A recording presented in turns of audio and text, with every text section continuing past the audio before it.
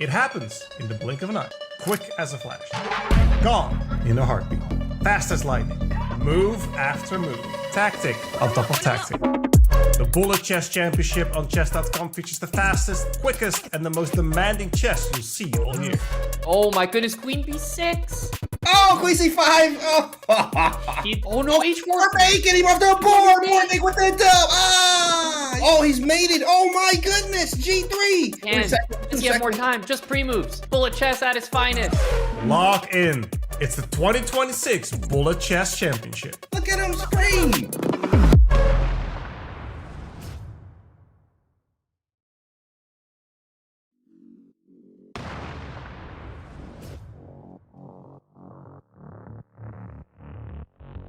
Welcome back, everybody. The 2026 Bullet Chess Championship continues. Grandmaster Amon Hambleton joined by Grandmaster Eric Hansen. Eric, we brought everyone day one action. Now we're into day two, which means we're going to be taking a look at some players, Eric, that we're actually going to have to say goodbye to today. So a lot more pressure on a few of these pairings in the losers bracket. Yeah, the stakes are that much higher. I think a lot of the players, yesterday was their first time in the format, win by 2 at overtime. Today's going to separate everyone, and if it follows the current pattern, the veterans have been doing very well.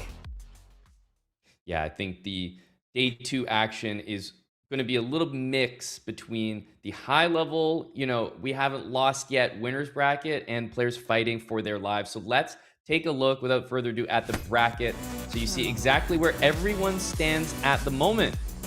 We are going to be taking a look at the ease for a few of these matchups, but I will highlight Alireza in winners quarterfinals, just barely getting past Adiz Gurel from Turkey. Very strong player there, but Alireza and Nihal are set to face off in the winners semifinals. Meanwhile, Andrew Tang and Arjun facing off in the other winners semifinal. Both of those matchups are also going to be a little bit longer, 45 minutes instead of the standard 30, and they're each going to be happening on their own. We want full focus on these matchups, but they're not the only matchups today. We also have in the losers section, take a look at this. A lot of these matchups, Eric, I think these are really going to be the ones that we're focusing on. We're starting with this. Hao Wenju against Yseph. The winner moves on to face Adiz. Sam Sevian, Christopher Yu. You highlighted that in our broadcast yesterday. Eric Domush, Blue Bomb, Lazik, Paravian. Eric, when you look at these losers bracket matchups, who do you see moving on? But most importantly, which matchup interests you? Well, I'm already looking ahead, and I see Minle versus Bortnik as a possible losers round 3 matchup, which feels like a winners pairing as well. Those are two players that have made a deep run. If I'm a bit biased to answer a question, Haowen has played for our team in Arena Kings.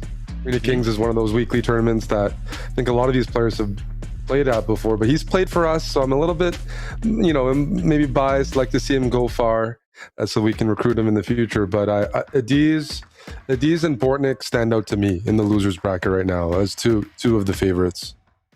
Yeah, absolutely. Adiz Gurel, his performance against Alireza had us both thinking that, look, this is not the last that we've seen of him. We are going to be covering the losers round 1, the losers round 2, as well as those winners semifinals today. So we're going to get to see a little bit of everything. Some of these players, though, to make it out of the losers bracket, when you lose that first game, Eric, you're stuck in losers round 1. You've got so many matches to play. Could be overtime and tie breaks as well before you ultimately make it back to that grand final. So there's a long path ahead for some of these players. Meanwhile, you've got guys in the winners semifinal right now. Just, 1-2 matches and then sit there waiting in the finals. So curious to see, as is always the question with Bullet, whether playing a lot of high volume actually helps as the players kind of get used to it and get in their rhythm. Yeah, when I think about, the format and even stamina, guys like Bortnik or Min that play a lot online, then I'm not, like, when I think of that, I'm not too worried about a long day of Bullet. If you're going through the losers bracket, you have a longer path. For some of these players, they're very good, but they might peak, during an hour of Bullet. In that second hour, third hour, they're not, some of these players are not staying up all day playing Bullet.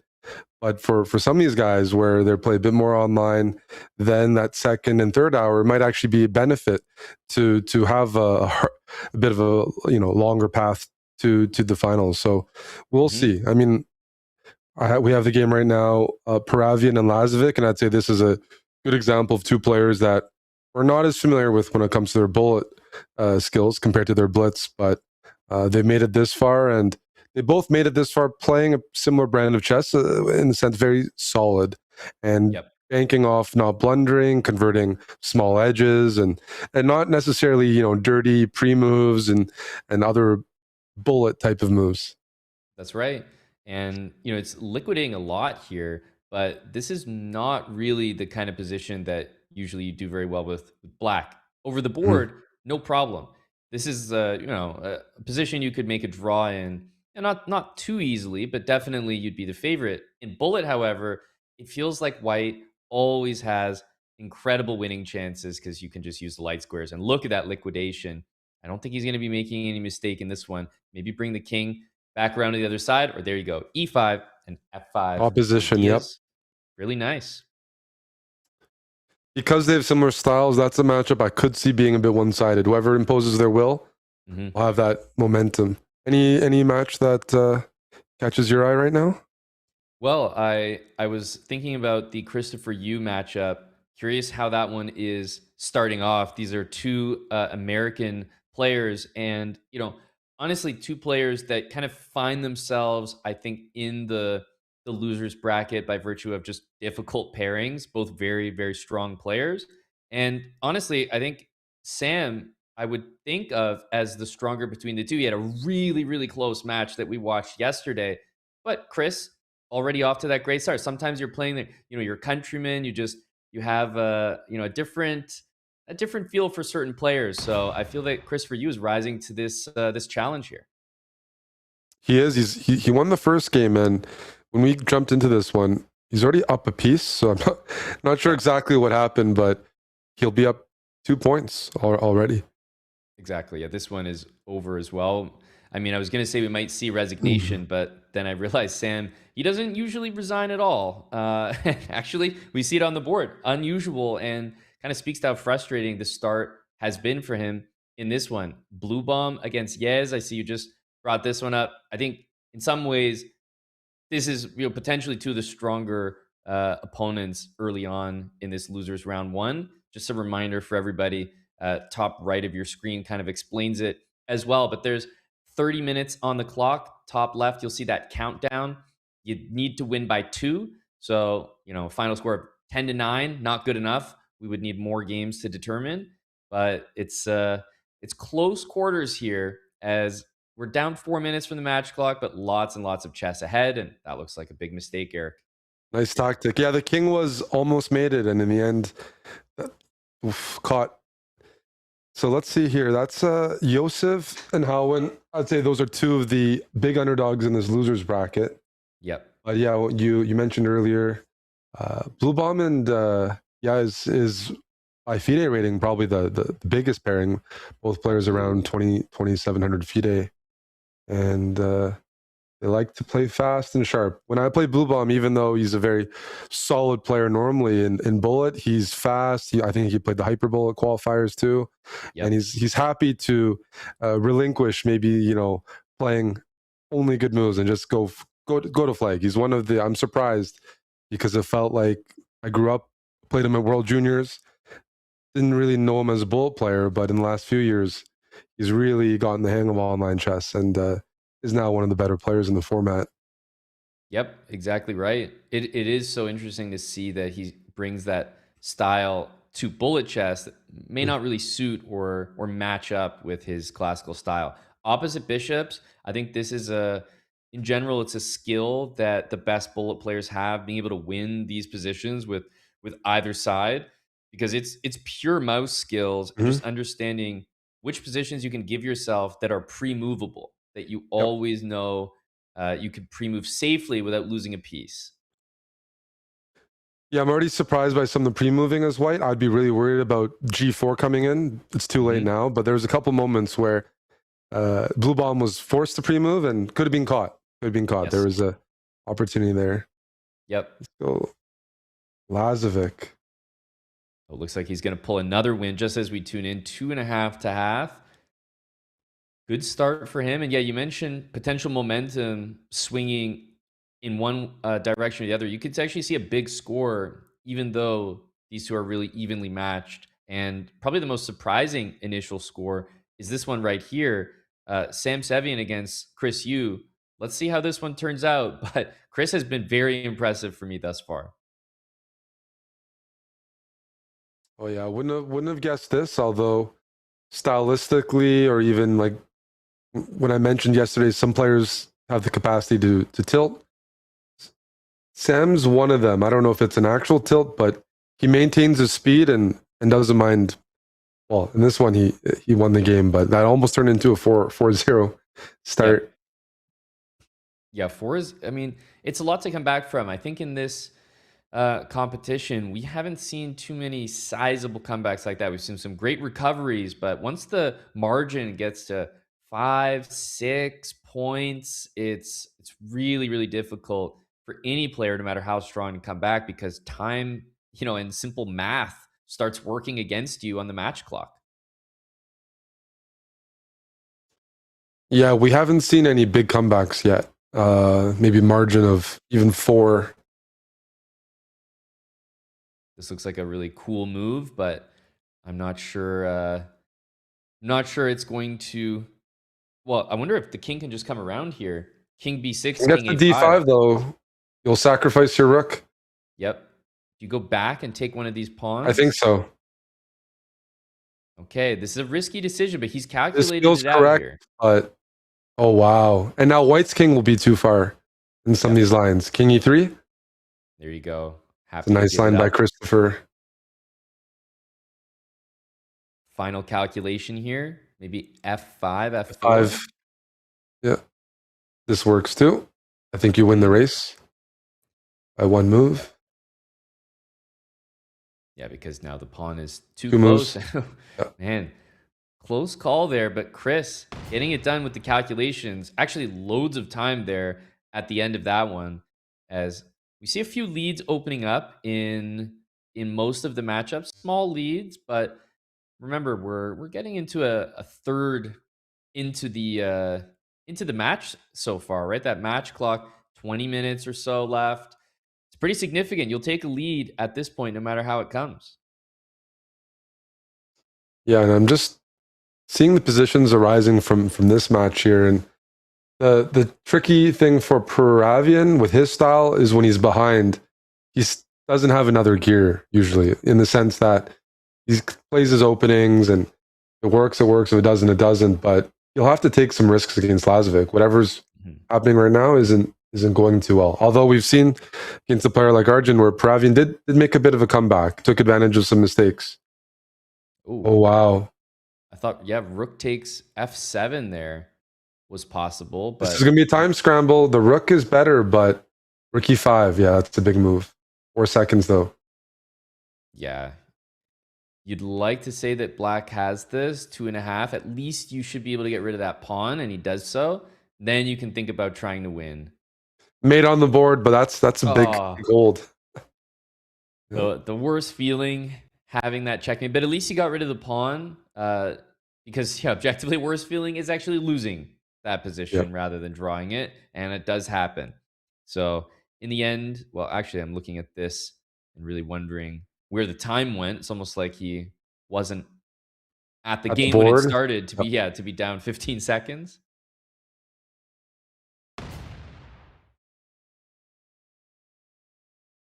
Yeah, knight g4, you get into knight e3, and even if you lose a pawn after knight e3 for black, sometimes it's the right thing to do.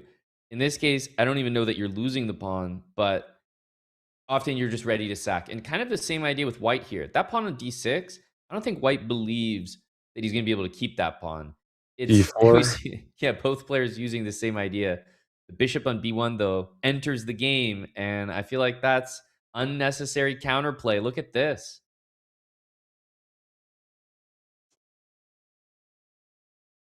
Queen to g5. I like queen g5. That should hold everything together now. queen e4. At least you keep the queens on the board, and that time deficit you mentioned could be a big factor here. I like King black's is on the position, run. but I like white's clock.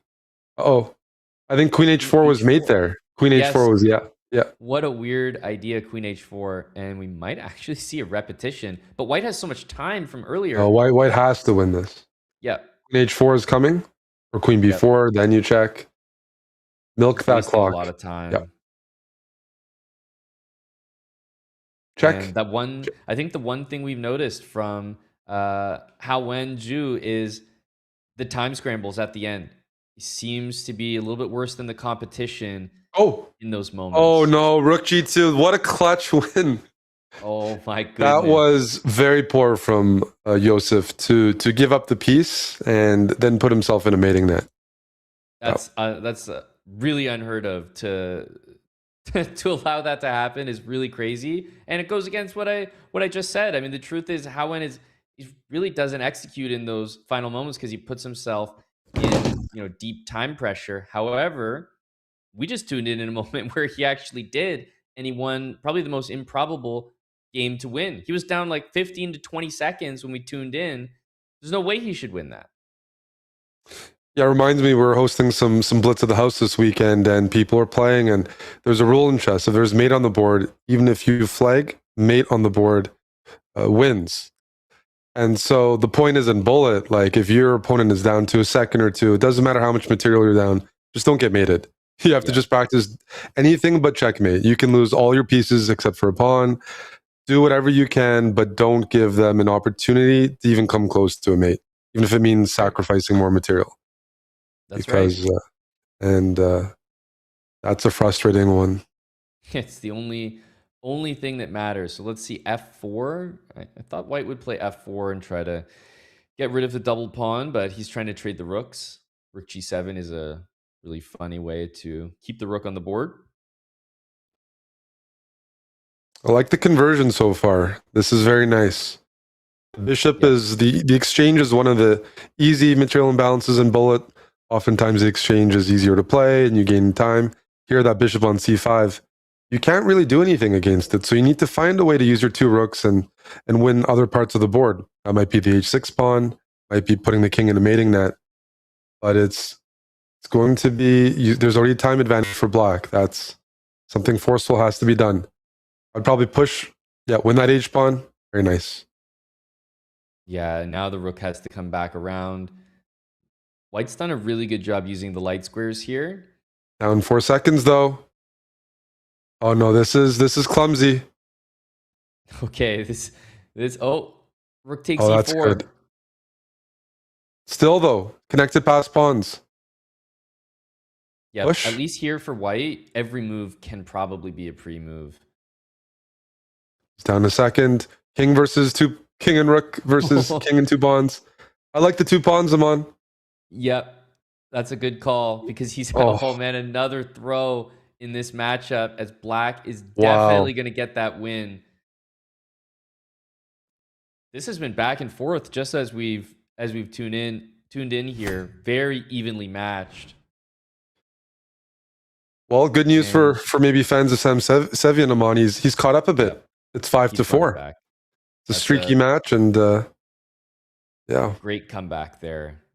Tuning in early, it just felt so off that what was it, 3, almost 4-0 when we were watching. Now Chris still has the lead, but now we're about halfway into the match. We get a better picture that this is definitely going to be a close one. Well, he might trade and try to play rook b6. Yep. Right. Yeah, rook a8. Try to push that pawn, but it's not that easy. Yeah, I thought we would see a7, but I guess he didn't like that. Yeah, his rook seemed trapped there. This is looking like a win for Sam. The knight is such a tricky piece in bullet. Yeah, no danger here as well, so.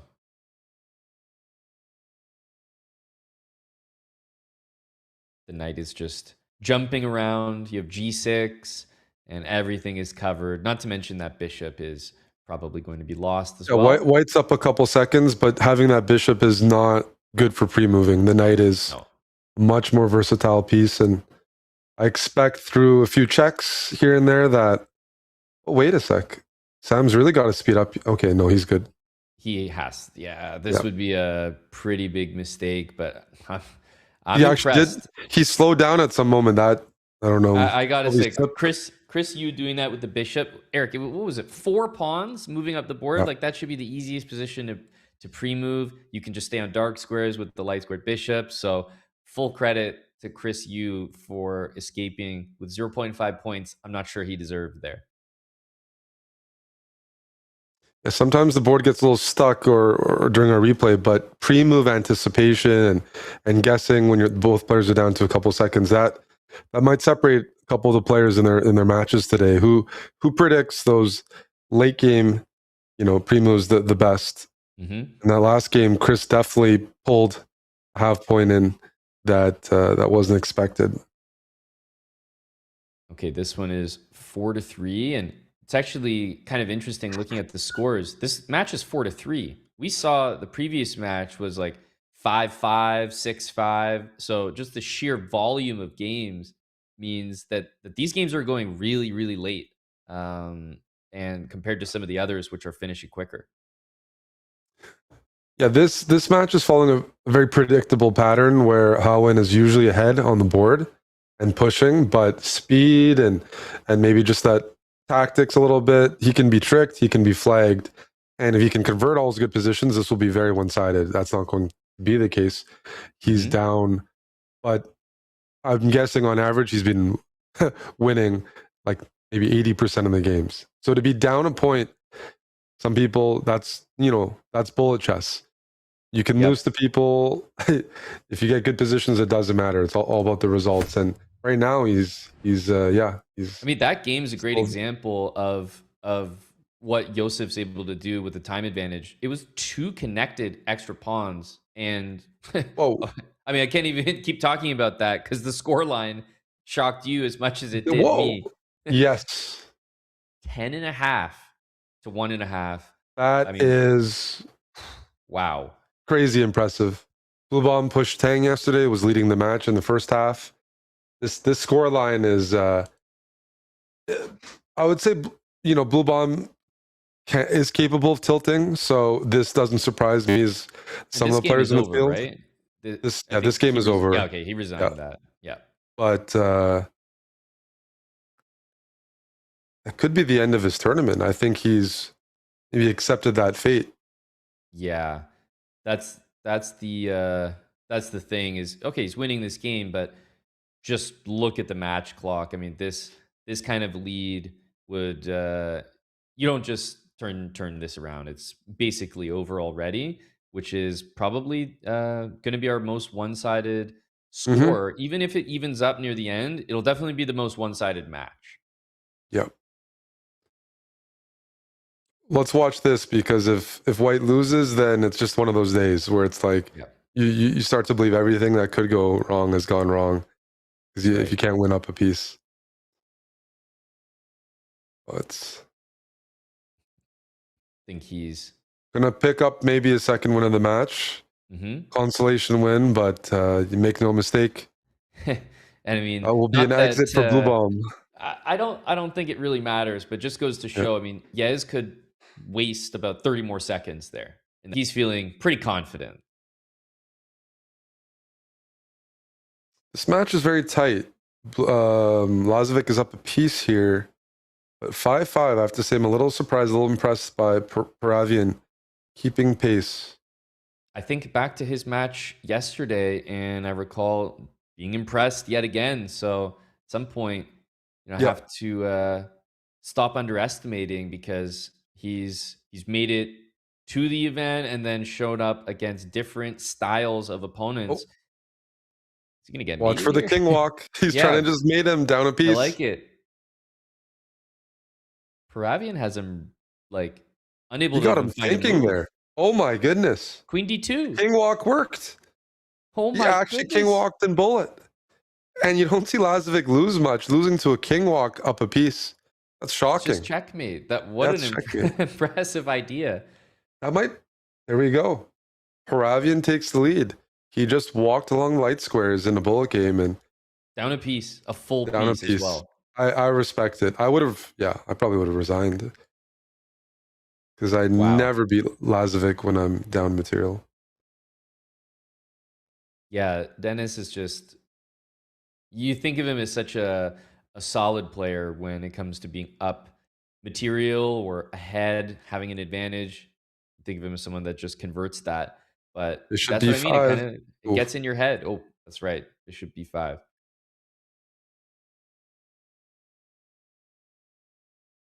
Let's see. Rook a d8 is coming. As black, you just have the bishops tucked away for later. But whenever I see positions like this, I'm always on the lookout for opposite bishops. Seems really likely, and we can see here it's going to happen. You just never need to shy away from opposite bishops and bullet the way you do perhaps in classical format. Like for black here, having the time edge, I think there's a big advantage for black playing for a win here. Yeah. Will black play it for a win? That's the We other haven't question. seen that side of Lazik's chess too often. Just moving endlessly, draining the clock. But in this match, he's down on point. Right. He needs to try it. Even there, probably happened a little early. Yeah, they are going to draw this game. You can just tell. But even for black, like you should be probably. Those are some sloppy pre-moves. Now there. white has the bishop on the safe side. Yes. Now you can pre-move. Yeah, that's a miss by Lazik, you'd say, right? When you're up 5-6 seconds, you got to do a better job. But he could have, like, absolutely 100%. A different bullet player would have milked that position, made a lot more king moves before moving a pawn, and easily flagged that, I want to say. So it just comes down to the type of bullet chess that you're trying to play. And Dennis is just stylistically not that kind of person. Let's check in on the Christopher Yu match, where Sam Sevian, who initially was down 3-0, has a 2-point lead. This is the pace of this match hasn't changed. Win, lose, draw. Both players, I think they're probably very familiar with each other, but they're going after it. And he's close to getting another win, by the way. That king on h4 is very safe. Ooh. And because of that extra pawn, this is a mating net. There's no stalemate. +3 for Sam. And with 6.5 to go. Minutes. Let's follow this one. Yep. This is a big comeback here. It was down 3 early, but that was surprising to me. I did have Sam as the favorite coming into this one, but Chris really impressed right out of the gate. But that's why the 30-minute match clock format, the countdown that we have here in the Bullet Chess Championship, I think ultimately is pretty fair. You know, you don't want players just getting beat out of the gate first couple games and that's it. You've really got to measure over the full 30-minute period. You can't just have a good start or a good finish. You got to be consistent the whole way through.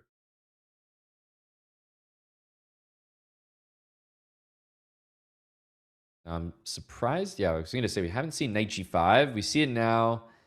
h6 to kick the knight away looks pretty good. And okay, it's one of those positions I think in bullet. I don't know if I really like black's position that much. No, I don't. This is the exchange down, but white has the pass pawn, the material. Now it might get a little easier though for black. Yep. It's one of those positions where you almost don't mind trading queens. That's not the most dangerous thing. And yeah, black's rook is not really in the game. Oh, that's a bad sign. Yep, I think Sam is well ahead now. Blunders a pawn though, right as I say that. Time deficit here. Sam is very good at using the clock, so.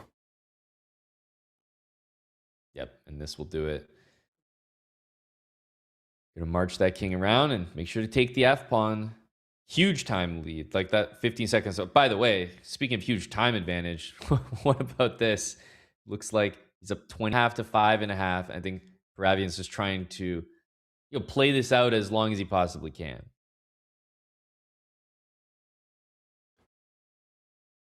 What a weird Have to move. see. I'm pretty surprised by this score.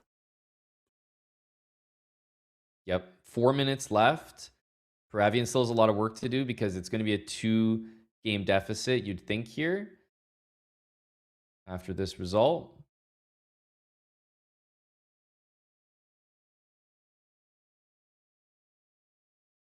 Yep. Now we should see the checkmate coming in, and he's going to wait it out. So he already knows time is of the essence here. Got time for 2 more games potentially, meaning if Paravian wins this next game, Eric, that could set him up for just the match right there. Yeah, let me get that right here. I know I said I was surprised by the score, but yeah, the ratings are all very close between most of the players, which means really in a 30-minute session, almost anyone can beat anyone else in the field. I mean, there's some exceptions like Alireza as a favorite, but there should be quite a bit of variance when it comes to Bullet. Yes, obviously this is. I think we are still on the right game. Just obviously that is not David Paravian. And hang on, did we lose? There's a piece hanging on E3 there. Did we lose Bishop on E3 was hanging with check. Dennis is missing 3 pieces. Let me tell you, he takes everything usually. That's a sign he's not having his best day. That was a free piece to check.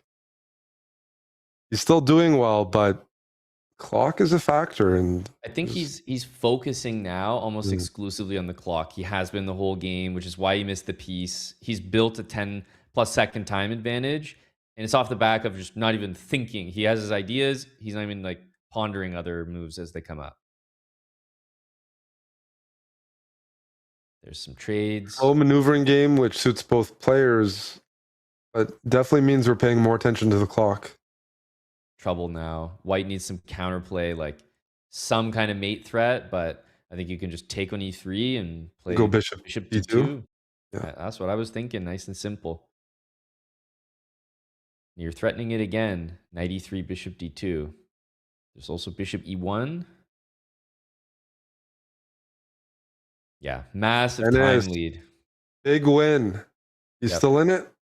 He is. That's the result he needed. And that's going to be checkmate. There you go. And how are the other score lines looking? There's 1 minute and 30 seconds remaining. Trying to get a feel for these 2-point leads. And So Sevian's up by 5. 2. Yep. Yseph is up by 2 here. And this is their last game. So Howin has to win. Yep. Must-win game for Howin. And Lazik needs to just not lose to ensure a tiebreak.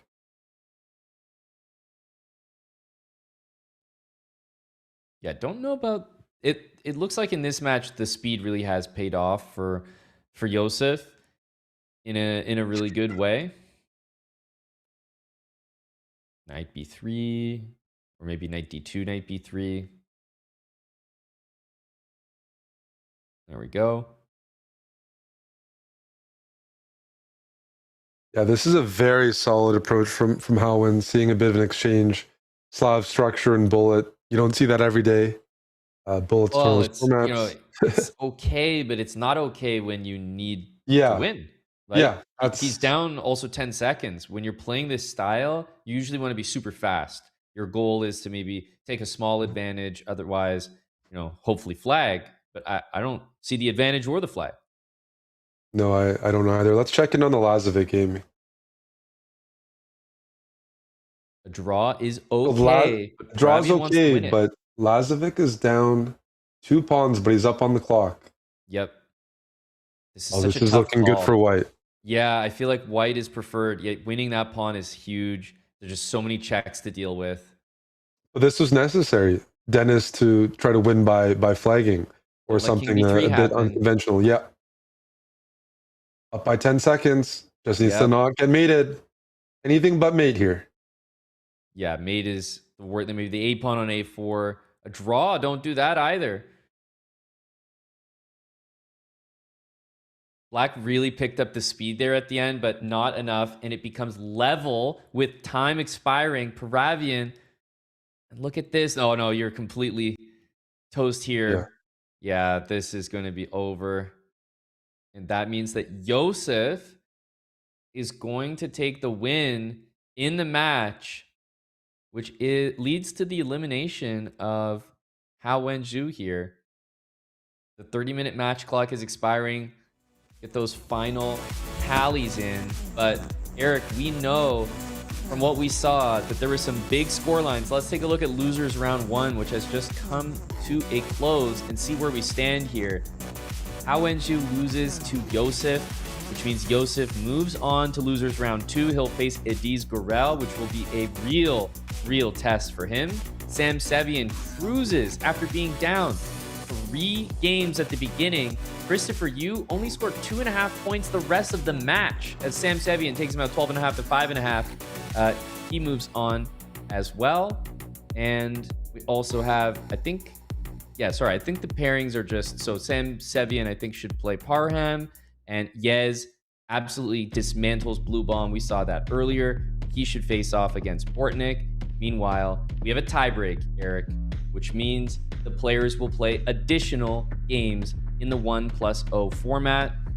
A 2-point lead is needed, or if the 10 games are played, nobody gets a 2-point lead by the end, but one person is ahead, that person wins. So the interesting thing about this is it either ends immediately on a 2-point lead, or if 10 games go by, nobody's leading by 2, whoever's leading at all takes the win.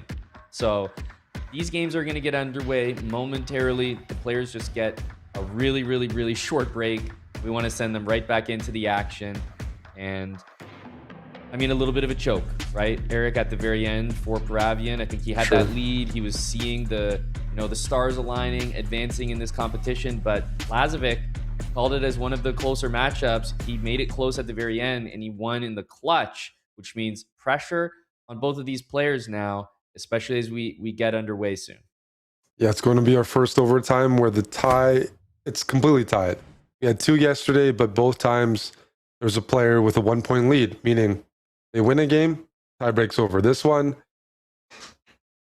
dead even right now, and just the match has been, if we talk about the match, people, a player was up 2, but it didn't get really further than that. That's kind of where things halted. And seeing how Lazik won the last game, he kind of used the clock, gave some checks. I think that might be an adjustment, recognizing that, hey, just his usual style or just trying to grind Paravian down wasn't working so easily. Because I think a factor in these matches is how quickly can you make adjustments during the match against your opponent.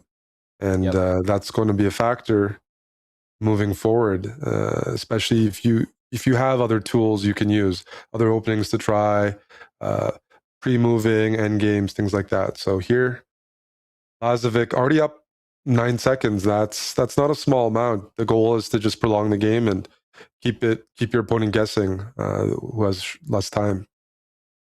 I like what Paravian's doing though. Yeah, it looks a little bit annoying. Knight F5, you got the C6 pawn loose there as well, and Queen F7, Knight H6, Queen. I was wondering about Queen checks, E6, E8 if he's going to try to make those happen, and well, we might just get a draw in game number 1 here, and we do. Professional draw. Yeah, very professional, which means I like what you said. This is one of the first tie breaks that has just been even footing going in, which is kind of interesting to see because previously, one game, it could just end. But here, it feels like a true tie break. Right.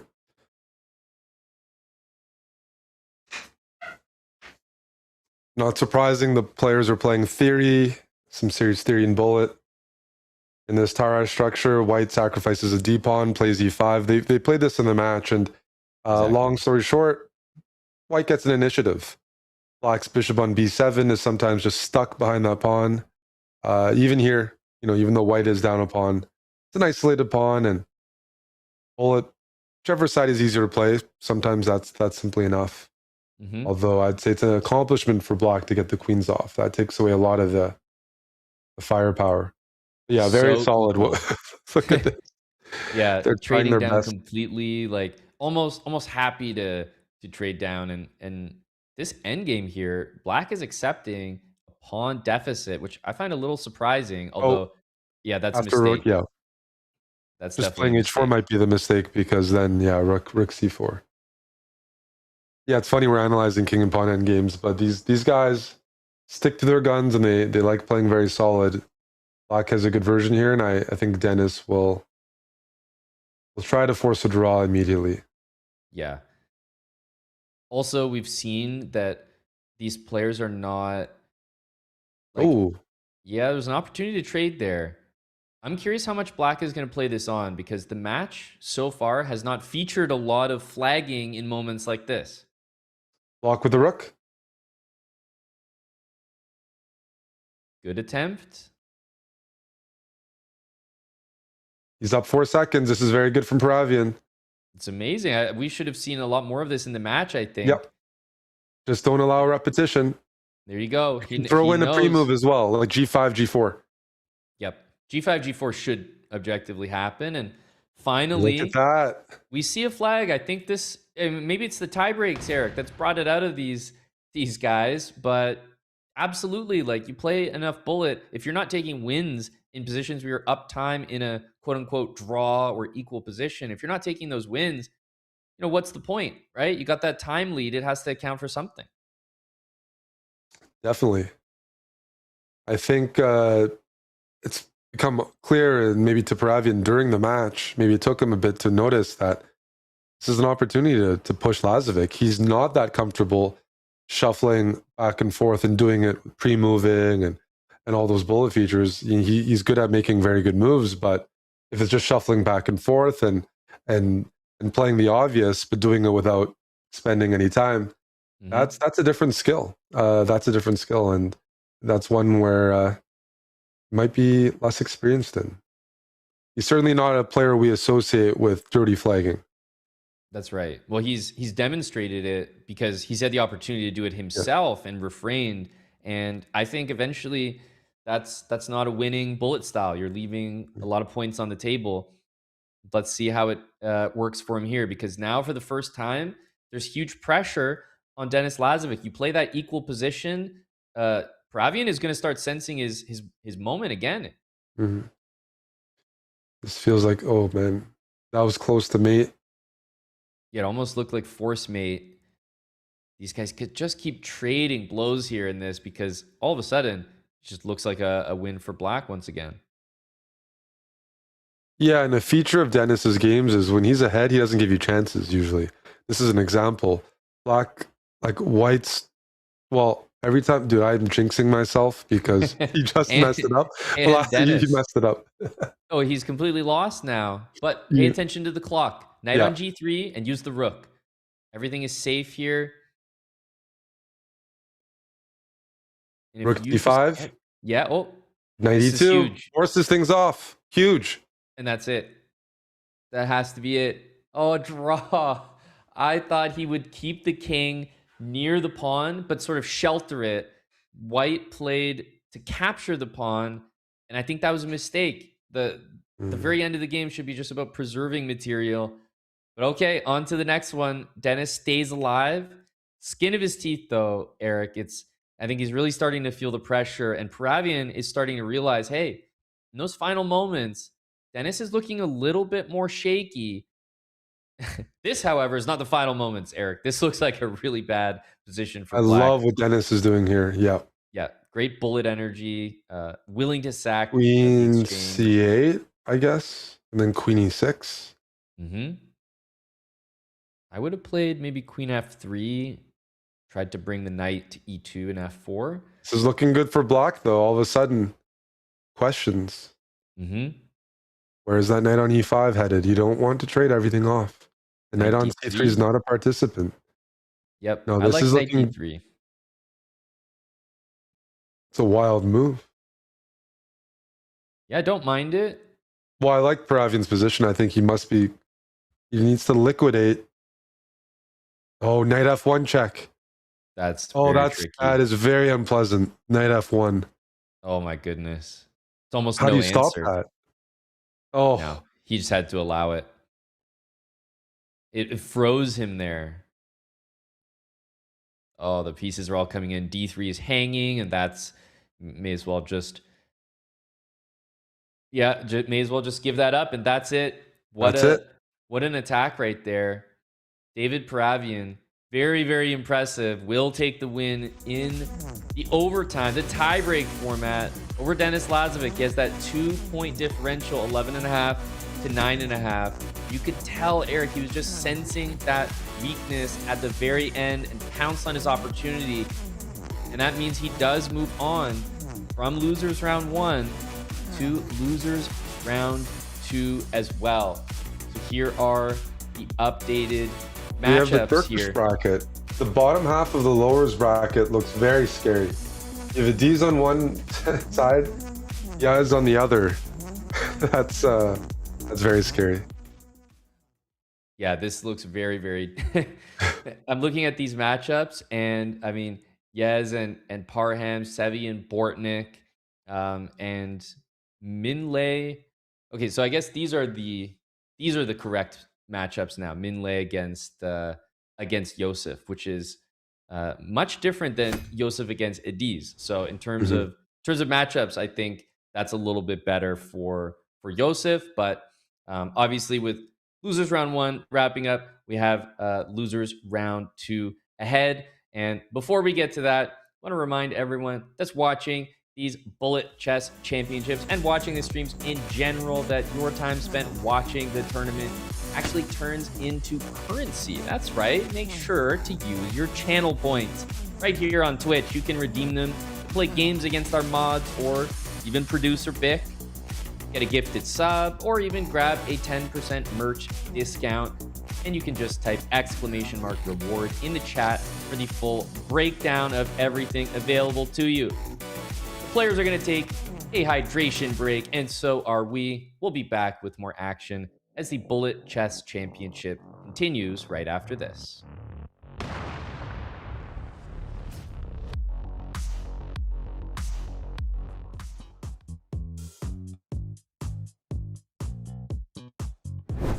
Actually, I haven't tried this, but I don't think I would do so well because in recent times I haven't played a lot of blindfold chess, and I have played some bullet, so but yeah, not both, so yeah, I don't know. But I think Nihal would be quite good at it because I know he plays it sometimes.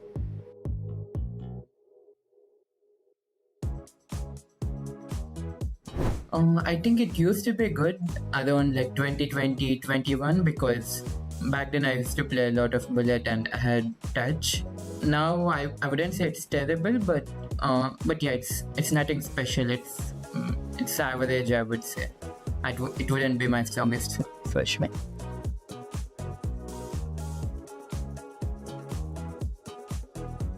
No, actually, the time at which I was playing bullet, my coach was like a lot of bullet. My coach was Srinath, and he was really chill about it. He always believed that like any form of chess is good. So if I'm enjoying it, he only encouraged me. So in fact, we used to play some bullets occasionally as well against each other. So no, I never got told that one, thankfully.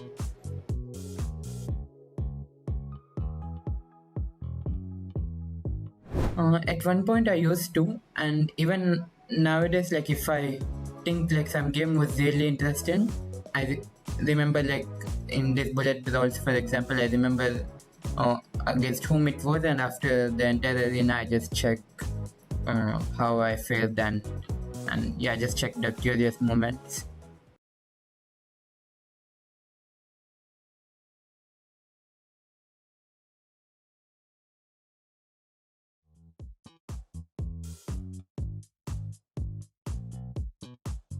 Yeah, I mean, I don't think anyone can compete with Andrew Tang. But like below 20 seconds, he should be able to beat anyone in a match.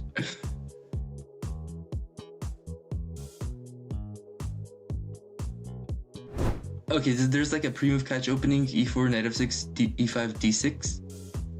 Obviously, if white plays d4 and knight f3, it's a good position for black. And if white takes the knight, it's really rough for black. But in bullet, you still have like these doubled pawns. You have a safe king, and you can play on with this piece versus pawn. Obviously, I would never play that in a long game.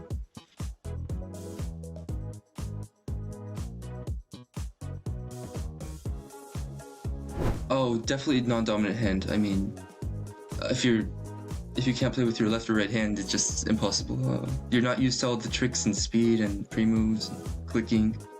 And then second, I would go sleep, because sometimes I just wake up and play off like no sleep, and I'm just like blundering everything and not understanding why, but I think I do understand why. So yeah, that would be the order.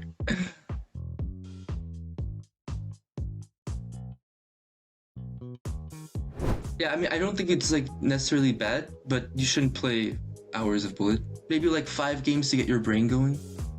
Something like that. I've done like a couple games for sure. Maybe not in recent years, but I remember when I was younger, I definitely played some bullet during a tournament.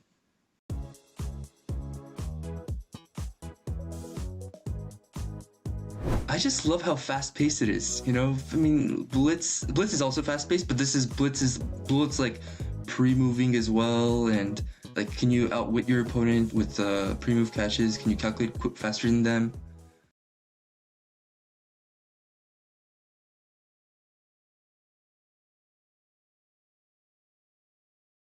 Your game is evolving, now your style should too. Welcome to the Chess.com merch store, your home for everything off the board. We've studied the theory of comfort so you don't have to. The Essentials collection is the ultimate low-profile kit. Premium tees, hoodies, and hats with 0 distractions. It's the baseline for your wardrobe that lets your moves do the talking. From the classic rook to the legendary mittens, our plushies now come in every color to match your setup, mostly because they'll never judge your accuracy. And for those who still love the tactile feel of a win, explore our official chess sets. Durable, tournament-ready, and designed to handle every celebratory slam or graceful resignation. Whether you're a beginner or a seasoned pro, we've got the perfect setup for you. So head over to chesscom.shop to explore these and many more. Grab your favorites before they're gone.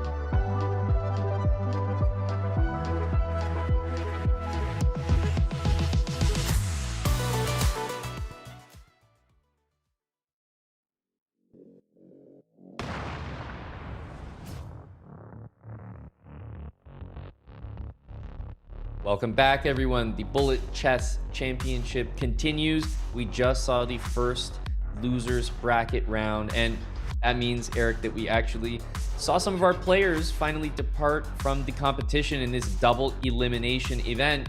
So let's take a look at the bracket so we can see which names have left and which names are still continuing on to losers round 2. This is where we are starting. So we just had the victories, you know, some of them more emphatic than others, but for example, Sam Sevian, we also saw Yseph, just some dominant performances there. And, you know, we say goodbye to Hao Wen, to Christopher Yu, Blue Bomb, Dennis Lazik. These are some huge names in the competition, and it just means that losers round 2 has set us up for even more exciting matchups. You mentioned the Turkish players, Yseph, Ediz Gorel. I'm also looking at Sam Sevian and Bortnik as one of the potential exciting matches here coming up, Eric. But How do you see these 4 matchups in the losers round 2? Yeah, you mentioned Sevian Bornik. Sevian's proven he's pretty streaky, very strong, but very streaky. And Bornik has that capacity as well. He brought back a match yesterday to win, but he can be streaky himself. So that one is really tough. I think it's very volatile.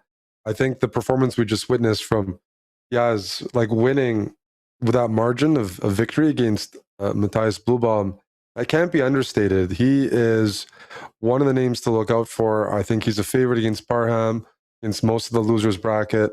I think Adiz is a big favorite against Paravian. I just feel like these Turkish teenagers, they have the dynamic chess they bring to Bullet puts a serious amount of pressure on their opponents. And that's not even factoring that they're really, really fast. The Paravian, Lazovic match we watched, it wasn't really fast. They're quick, but they're not pre-moving. They're not trying to flag everything. They're not this is a different element of speed when it comes to the Turkish youth.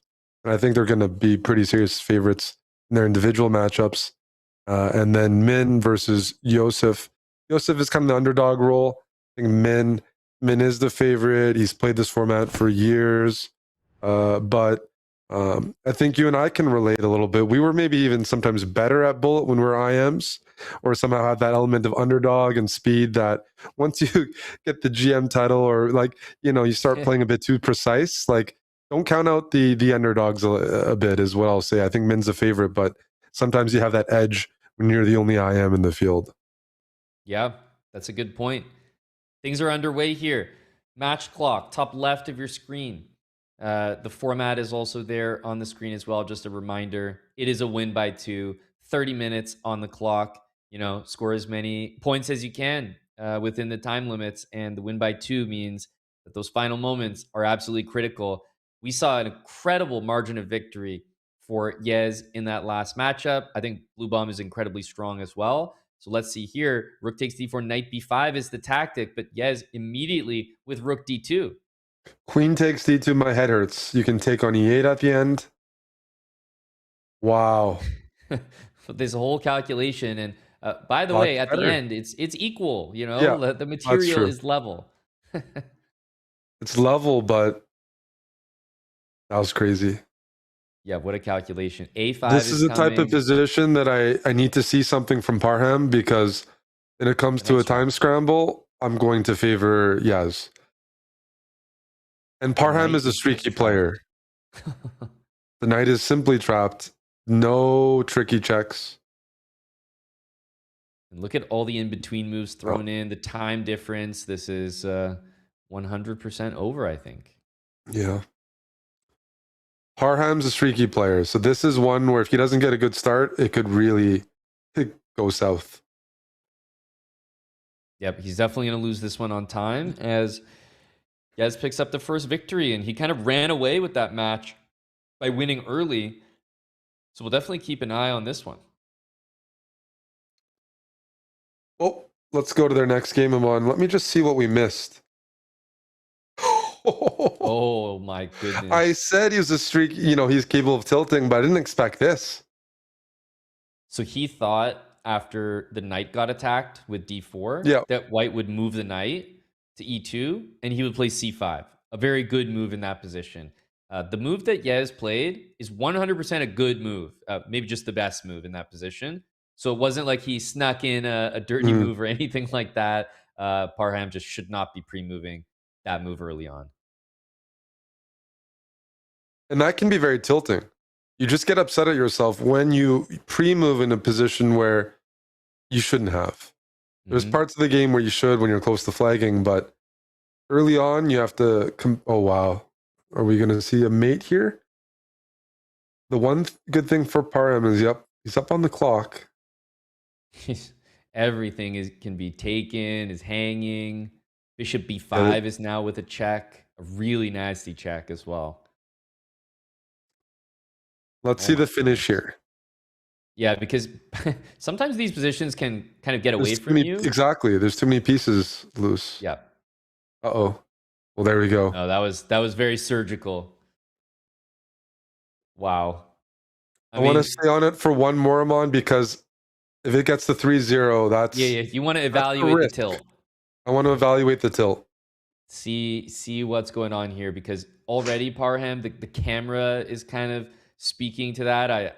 I know, because I've probably done those exact mannerisms before. You just start to doubt yourself, and that's the worst thing you can do in Bullet. So let's see if he can bring this one back, because looking at the material, he has already lost an exchange early on. That's not the worst kind of exchange, but oh, what is he doing? Yeah, I was gonna say, like, this is. Oh, I wouldn't have found that fast, first of all, but like something looked off already with it, and Yaz is just so strong at punishing this. The conversion is insane, Amon. This is Rook C1 at the end, like he's seeing all of the lines all the way through. It's feeling like a style that it's so easy to tilt against, because if we think about how many mistakes Yez has made, just period, like actual mistakes according to the engine, it's almost non-existent. no. As soon as we saw him put up 15, 16 points against Blue Bomb, I'm like, there's something different here. That's a massive score. I'm not sure if anybody in the field would have done that. And he came to play today. And Parham does get frustrated.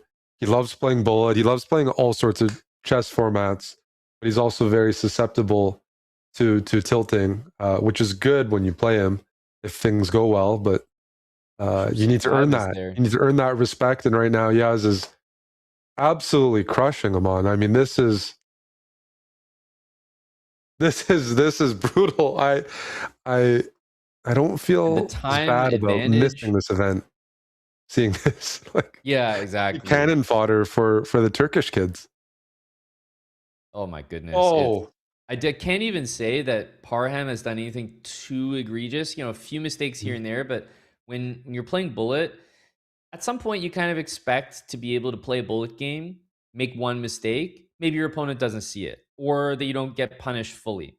But it feels like even just the tiniest thing Parham does, Yaz is right there with the exact refutation. And you're almost so frustrated because, like, yeah, I'm making mistakes, but how are you just like seeing the refutation every single time? okay. If it gets to 5+5, then I'm okay moving on. You're calling it. Well, there's a storyline here. He's just running through the field right now, and these are really strong players. 2,700, level grandmasters. Player. Like players, Eric, that I would have had if not for this pairing against Yez, probably going quite deep in the losers bracket. This is a nice position for White, though. Nothing too dynamic to watch out for. Tactics, nice. The rook is loose. The knight is terrible on G7. First, I think, just to maybe not be concerned about mate in any capacity on the back rank. Parham is fighting back with tactics here in a good way. So tricky, though. This D4 move, trying to free the F4 square for the knight. So tricky. Watch out. It's not over yet. No, not at all. Speed is good for Parham, though. You might even trade queens as black. Like, you're no longer oh my like goodness. Before. Come on. Flip. Oh, that almost turned real Yeah, bad. bishop G2 is a really, really good move. The position. But still, that knight is going to make its way to the F4 square, it looks like. That's the destination. Rook D4 to stop bishop C4. Let's see the speed from Parham. He needs it.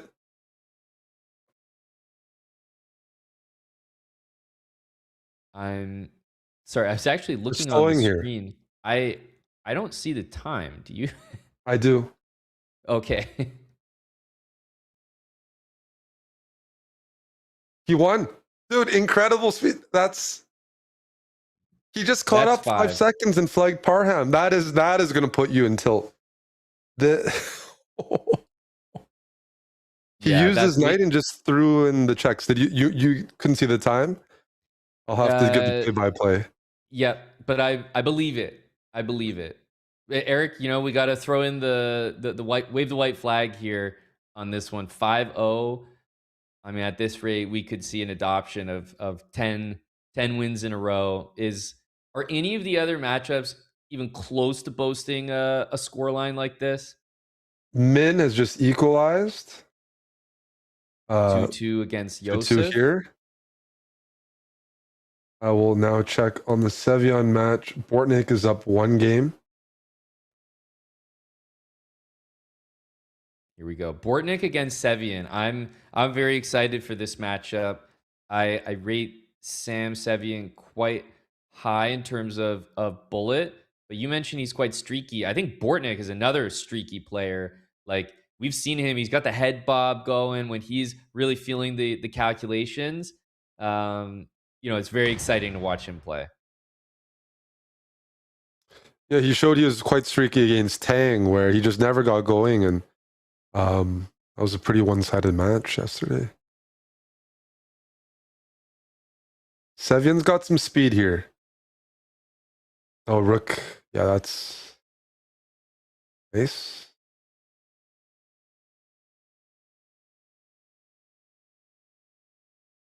Okay, it's not the easiest position to play for black. I'd probably prefer white here in bullet. Definitely. Because I feel that I'm never going to. Oh, I'm very surprised by that trade. Very surprised, actually. All of a sudden, Agreed. black is probably preferred just because white's way up on time, but technically I should be able to. You can bail out whenever you want. Exactly. So now, Yeah, you exactly. have control. And look, we're probably with a great chance to win 5 this. seconds. Sevian's really quick, so he's one of the guys that's harder to catch up on. But yeah, as I say that, Bortnik already made it. This is really impressive speed by both. Wow. Yep. Bortnik Stick on the made up dark 5 squares. seconds there. Yep. That's the thing. Bortnik makes no mistakes. He's so experienced in bullet that as soon as I saw, that's why I was really critical of the trading rooks for white. I thought that allowed Bortnik to basically do that. I agree with that.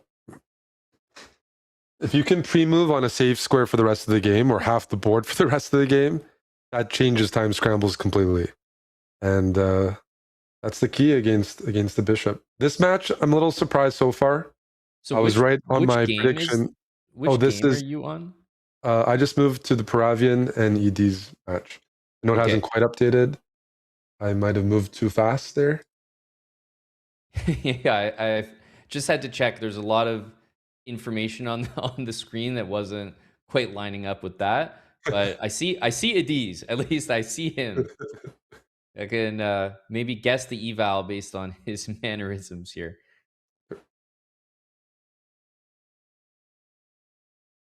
He's trying to flag white here.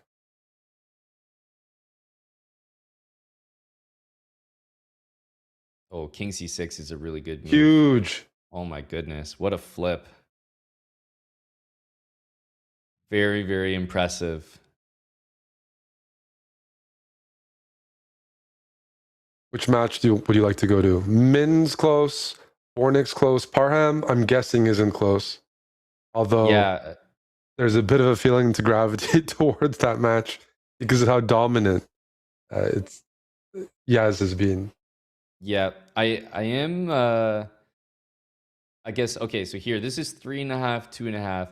Paravian is someone that has been really consistent at proving me wrong in this format, in this championship thus far. So I'm very curious to see how he does against Adiz, because yet again, if I'm just sort of looking at the names and the pairings, I would give Adiz a pretty big favorite nod against Paravian, but the match score says otherwise at the moment.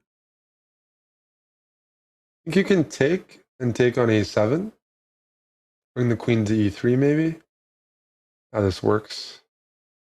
f3 at some point.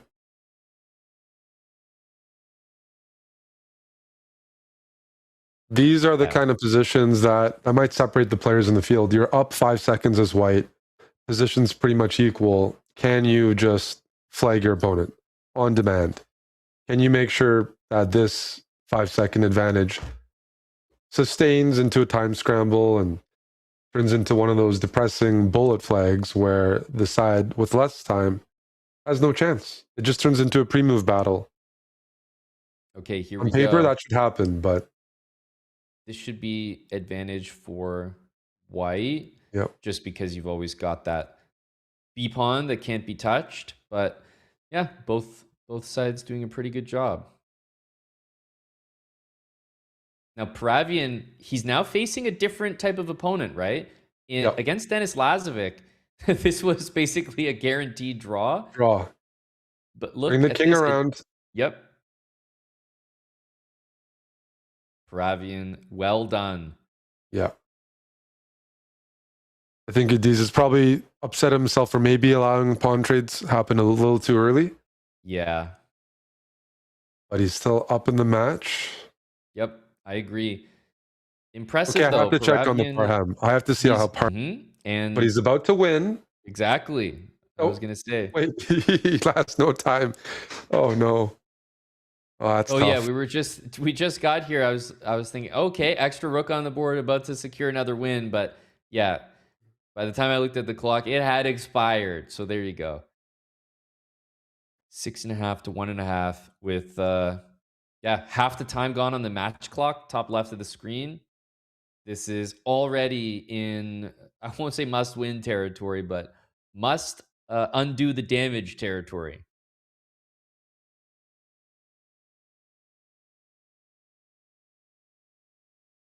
Rook d1, knight d4. I would play. He's just look at this. Oh, Look what just happened. Bishop b3, g5, queen trap. He's so strong tactically. Come on, that's insane. Oh, it really is a sight to behold. By the way, I right would have now. walked into the exact like a cartoon character stepping on a rake. I absolutely was suggesting a3 to stop b4, and then after bishop b3, you'd want to suggest rook d2, and Yep. boom, your queen's trapped. So it's incredible what just happened there. And Parham is a tactical player. He's a world-class player in that regard, and you just can't get anything going against. It's so frustrating. You're playing, and I think that's nice about the format. It's 16 players. It's been 8 before. It's been 16. There's been different formats for the Bullet Chess Championships, but chess has grown. There's more players than ever, more strong young players. So having a few more spots for qualifiers, for invited players, expanding the field, I think that's good because there's really a lot. Nice win for Parham there. Sacrificial, very much his style, and especially off the back of getting your queen trapped that way, it's a nice little answer. Yep. Beautiful. Yeah, this is definitely the most exciting match, no doubt about it. Yseph is looking like an absolute force in this tournament. Just knowing that he's putting up these scores, I'm so interested. Now I'm even thinking back, how did he end up in the losers bracket? With scores like this? Like which guy sent him down here? That's my new question. It was Bortnick, right? Or am I misremembering? That sounds accurate. But then, wow. It was a close match, and then Bortnick pulled ahead. Just at the end. Yeah. Wow.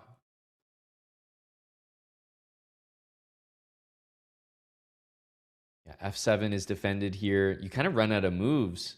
Watch out for bishop g1's probably happening. Oh, bishop g1 is or c4 f5 first.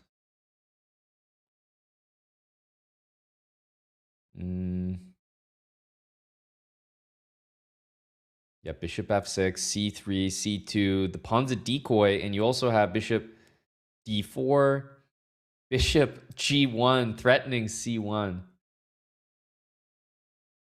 Let's see this time scramble. Ooh. And yes, it was Bortnick that defeated him.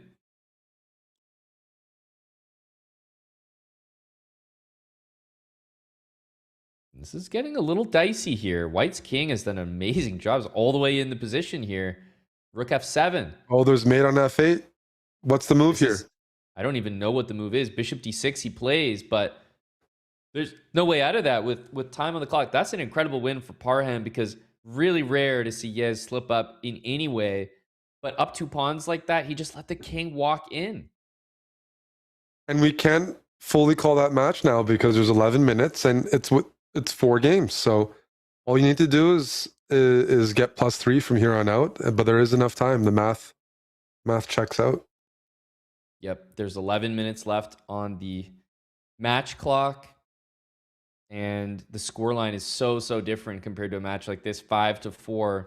Really, really even in this one.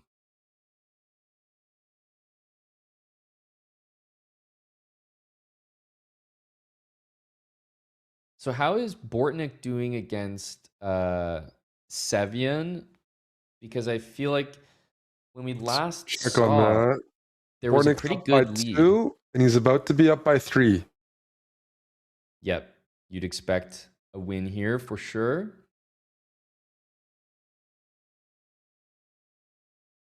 Yeah, if not... Okay, nice. The rook goes behind King the is cut pawn, off. and that should be good enough. There you go. Another win. Bortnik moves to 7-4 over Sam Sevian.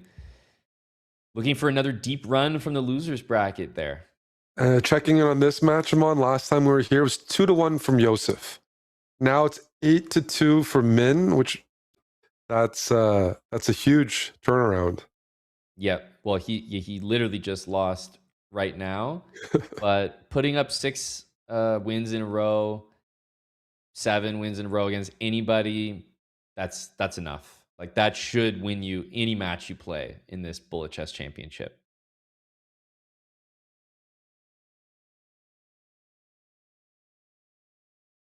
Bortnik against Sevian. I'm looking at this position. It feels like it should be good for white, but Bullet is weird sometimes. If your position is somehow just easier to shuffle in, you can have success, but the time here is not in Bortnik's favor. Watch out for knight h6 ideas. Rook takes. Bishop and knight h6 Got was an another idea. knight. He's got another knight. That's right. Bishop. Just trade. Yeah, bishop h4, bringing it to g3. Saying sometimes Sam can play really fast, and this is an example. Although Ooh, queen he's h3. probably allowed more counterplay no. than needed, right? As like it was Yeah. just unnecessary. There was a few moments there where he just kept up the speed when a precise move probably would have done the job. And by the way, there's a bit of respect given there as well. With 20 seconds to 6, a different player, I think you might go for a win there.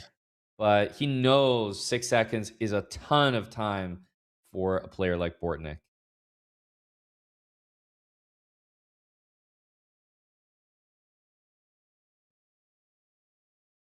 This is such a weird position here. Bishop d5 is a pretty big threat. And if you have to play bishop takes d4, okay, it's not the end of the world, but you're not happy about it. Really good. Oh, queen f6, and it's over. This is the streaky chess that Sevian sometimes has. Even the way he's playing the games, we're seeing like he's maintaining the speed and everything, Rook even in h7. positions where he should slow down. Yeah, rook h7. It's over.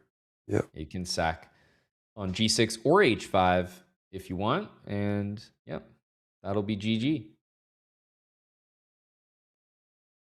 That's 4 points ahead. Let's check on Paravian's match. The margin is 3 right now. So he's got to keep it at 3 or less. Yep. 7 minutes remaining. And what a Rook h5. What a move. The Chess.com blue arrow directing us to that, because I saw rook g5 and all the threats on g7 first, as did David Paravian.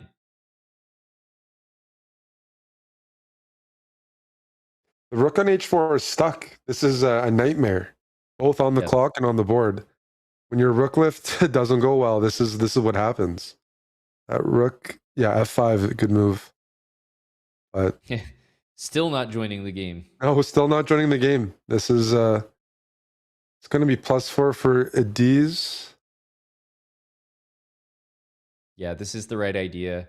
Just going for opposite bishops when, okay, he missed the exchange, but it didn't matter. You go for opposite bishops when you're up that much time. It's effectively a guaranteed win. So which match should we? There's 6 minutes left. Any preferences? Well, this match feels like it's pretty much over at 8-4. Certainly getting there, even with one more result. Min looked like he was completely crushing. Yez completely crushing. So I feel like this match and the Sevian Bortnik match are the two where I could see a comeback. Sevian and Bortnik, I feel like I can never count out whoever's losing that match. Mm-hmm. Bishop A3. Yeah. Oh no, the bishop's getting to the best diagonal possible. Bishop H5 or that. Yeah, good point. Bishop H5. Down a lot Look of at time the speed here. as well. I thought the tactics and the speed from the two Turkish players would be a lot for most players to handle. Nice move there. Knight takes c4, a counter shot. And he's earned the entire time deficit back. Wow. Holy smokes. That calculation here. I was going to say there's queen Or h7 queen at the C3. end. Yeah. Queen C4, bishop. Uh-oh. Bishop e1. Bishop It's not check. quite mate. Bishop d8, even better. Is it not? Isn't it mate? Yeah, it's mate. Brutal. Oh, What man. a find. Really, really nicely done. That feels like one that you would literally see in Puzzle Rush. The work paying off 9-4. That's definitely going to be a win for Adiz. This one just became 9.5 to 5.5. Technically, it's probably still possible. Only barely, but you can get 2 games in that 4 minutes and just start the last one. Yes. You need to score 2-0. So we'll keep our eyes peeled on this one, but the good news for Sevian is these games have been quick. He's not finishing games with 0 seconds on the clock. He's losing on the board with 20 seconds on the clock. So at least he has the style to potentially rack up some points, but just hasn't been accurate enough. And Bortnik is very good at taking advantage of blunders and just loose play. Mm-hmm. So this position, I was going to say you need to probably keep the queen on the board. You trade. I definitely don't like the chances as much. Rook e5 hangs the rook on b1. Tricky. Preparing bishop takes g5. Yep. Yeah. Now you might have rook e5, but then rook c1 still not there. Oh, I did not see that. Queen g6 only move, but it's a disaster. Every Rook on pawn the is 7th? dropping. Sam Sevian is doing it. He's up time. Yeah. Yep, completely winning here.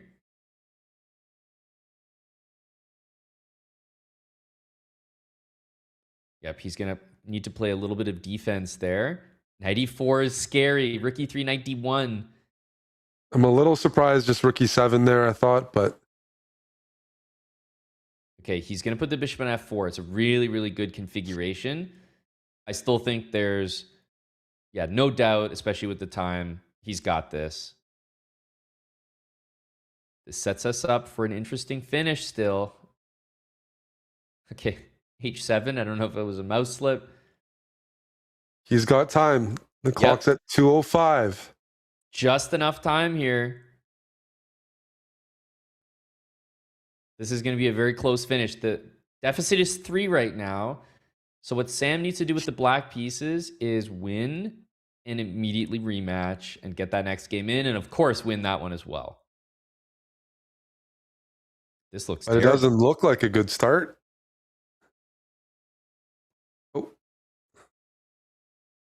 Oh, there we go. Sevian looks lost out of the opening. And this almost looks like Bortnik is like an opening success, right? From an opening he's probably very familiar with. This is a big problem. Just fast forwarded, but something happened in the opening. A disaster. Just a disaster. Watch out for bishop b5. Credit to Sevian, though. Even though the opening didn't go well, he's up on time. And, okay, it's 2 pieces for a rook. Usually the 2 pieces is better. And this would be another example where it is better. But Yeah. at least when you blunder the opening and you don't fall behind on the clock, that's an accomplishment. This is good for black. Yeah, good sequence here. Very reasonable, especially being up on the clock. Highly tactical position. So easy to get forked. Knight f5. How is he avoiding all of these forks? It's such a scary position. He's walking a tightrope here. Oh my goodness. Oh, he blunders. Oh, bishop he takes blundered d3. back though. Oh, geez. Oh, Sam's ruined it. There's 20 seconds left. Bortnick should be able to get this done. 2.9 seconds is an eternity for a player like this. He's going to take that pawn minimum. He will not win it, but he's won the match. Because even if they get the rematch in with 1 second left, probably Sam's he's not going to care that much about whether they do or not. So they will play it. But look, even if Sam wins, the deficit is +2 for Bortnick at worst. He will win this matchup.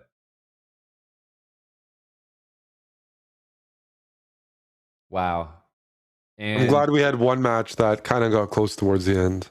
yeah, because the other ones, they were over early, and Sam is not even super motivated in this game because he knows that it won't change the outcome. Minlay had that huge lead. Irdomush was smashing Magsudlu ever since the beginning, and Adiz pulled away from Paravian early on. So this one was the only hope for a potential tiebreak, but interesting to see in the losers round 2 some very, very crushing performances. I'm afraid of checking the score of Parham's match. It would happen to me too, but I think it was almost a margin of 10. I think 9-point difference.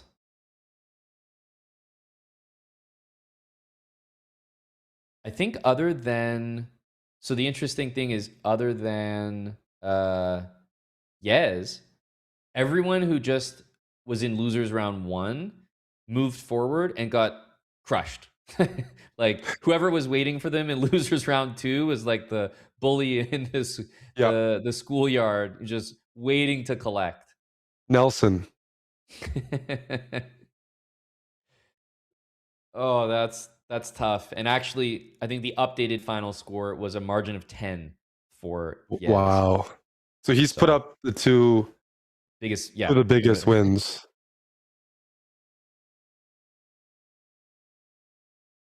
And we're going to see a win here for Bortnick to conclude that one. 11 points he puts up to 7 for Sam Sevian. And you can see the happiness after securing that victory. Like I said, when Bortnick's in that flow state, the head is bobbing, the sips of coffee. And let's take a look at the results there in the losers round 2. As I mentioned, most of the players who came from losers round 1 suffered some pretty bad defeats. Sam Sevian, Yseph only putting up 7 points, 6 points respectively. That means Minlay and Bortnick move on to round 3 in the losers bracket.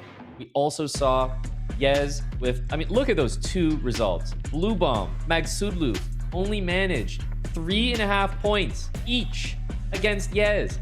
That is an insane scoreline, and we have the all-Turkish matchup between Yez and Adiz Gurel in losers round 3. You can see the path that these players have to take to make it all the way to the losers final and eventually up to the grand final, but they're not just going to be alone there. Eventually, someone is going to drop down from that winners, and that means Alireza Firouzja, Nihal Sarin, Andrew Tang, and Arjun Erigaisi. And I think the most exciting piece of information is that those matchups will not take place concurrently, Eric, and they will be a little bit longer than 30 minutes. So, full focus here, Alireza, Nihal, and, the other matchup is definitely going to be as close as it comes. But, your thoughts on heading to the winners semifinals now with 45 minutes, a little bit longer, and also these players have not lost a match in the event thus far. No, I think we have a pretty good picture of some of the contenders. Arjun is one of the players I don't have as good of a read on. He's a bit more inconsistent, but when he plays well, he crushes it. I think what we just saw in the losers bracket, those guys can beat even some of the players that are still undefeated. Bortnik, Adiz, Yaz, those guys are, if they had a better day yesterday, roles could have been reversed and I still wouldn't count anyone out. But I'm definitely excited for the 45-minute format that usually reduces some variance. Although when things go bad, they do go really bad. It can be a bit more streaky. Right. But Nihal is I've been mentioning, I want to see how Nihal does, how far he can go in this event. Because I feel like he hasn't focused or played in all the versions of this. And the best is yet to come. Whereas some other players, they're a known commodity. We know what they bring to the table, even if it's really, really, really good chess. But Nihal's, sometimes it's been, if it goes too smooth, you're like, can I keep that up the other days? Did I really want to burn my perfect chess session? Because yesterday everything went smoothly. Today, he's playing Alireza. And that's a rematch, I think, of last year potentially that didn't go Nihal's way. Yep, and we will get right into breaking down that matchup and seeing the 45 minutes of chess ahead. But before we do, a reminder about the other exciting events on the calendar. Specifically, everyone needs to get ready for the ultimate esports chess showdown. That's the Esports World Cup. They're bringing the world's top players and clubs together in Paris to fight for a massive $1.5 million prize pool. EWC Chess is going to be absolutely wild, and you guys can actually watch it all go down live in person. So type !EWC in the chat, claim your tickets before they're gone. Another hydration break for the players, most importantly for you, the chat, and us, the commentators. We'll be right back with Alireza and Nihal Sarin in the winners semifinals, the Bullet Chess Championship, right after this.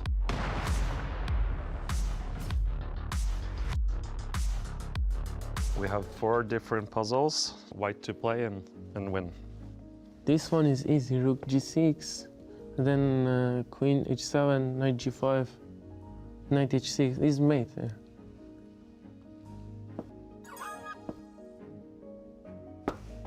Takes. Yeah, this is very typical team, I think, in chess. So. White to move and win. Queen g3 check is probably making sense, but I don't see follow-up.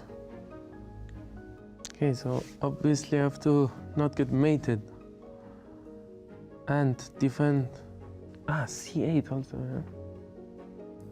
Wow.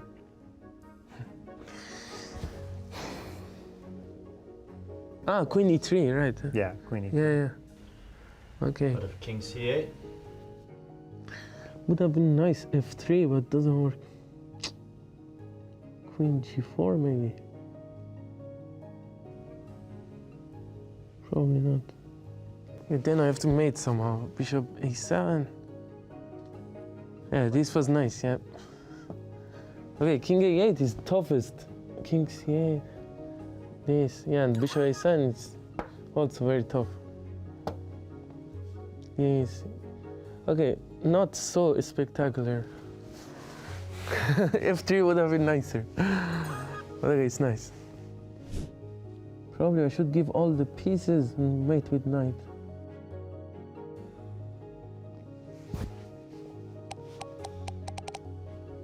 Okay, so this, go here, this, okay. I think it works. It works, yes. That was the perfect move order.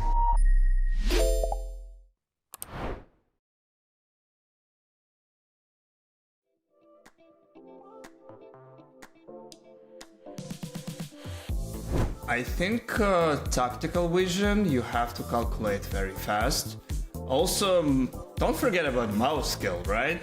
So if you just use the touchpad, you would never play good in Bullet. So you definitely have to have some good skills on the mouse. Immediately just drop your piece, focus on the right square. We have some players who doing that amazing. Just like Andrew Tang, who is so fast on that, but also chess skill is very important as well.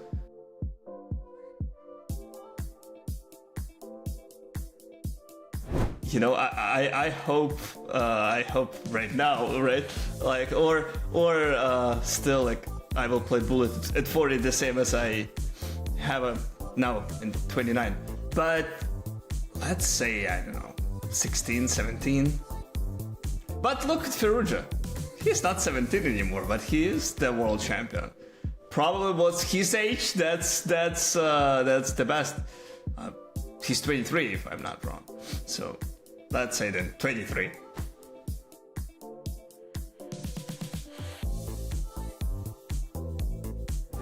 I mean, it depends how fast my partner will put pieces on the board, right? So because I will answer just so fast. Actually, it's gonna be interesting challenge to play Bullet. Maybe Bullet speedrun to make on the blindfold. We'll see. I still think the quality will not drop down now. So.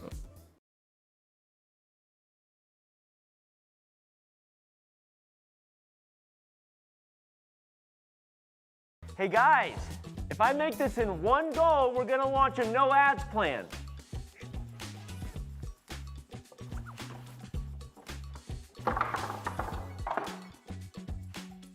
Does an own goal count? Hey guys, new plan. If I make this shot, we're gonna launch a no ads plan. Hey guys, last try. If I make this bullseye, we're launching the no ads plan. No more questions. I did it! I made the bullseye! Do it! Launch the no ads plan! Love chess but don't like ads? Sign up for Chess.com's no ads plan and play chess ad-free.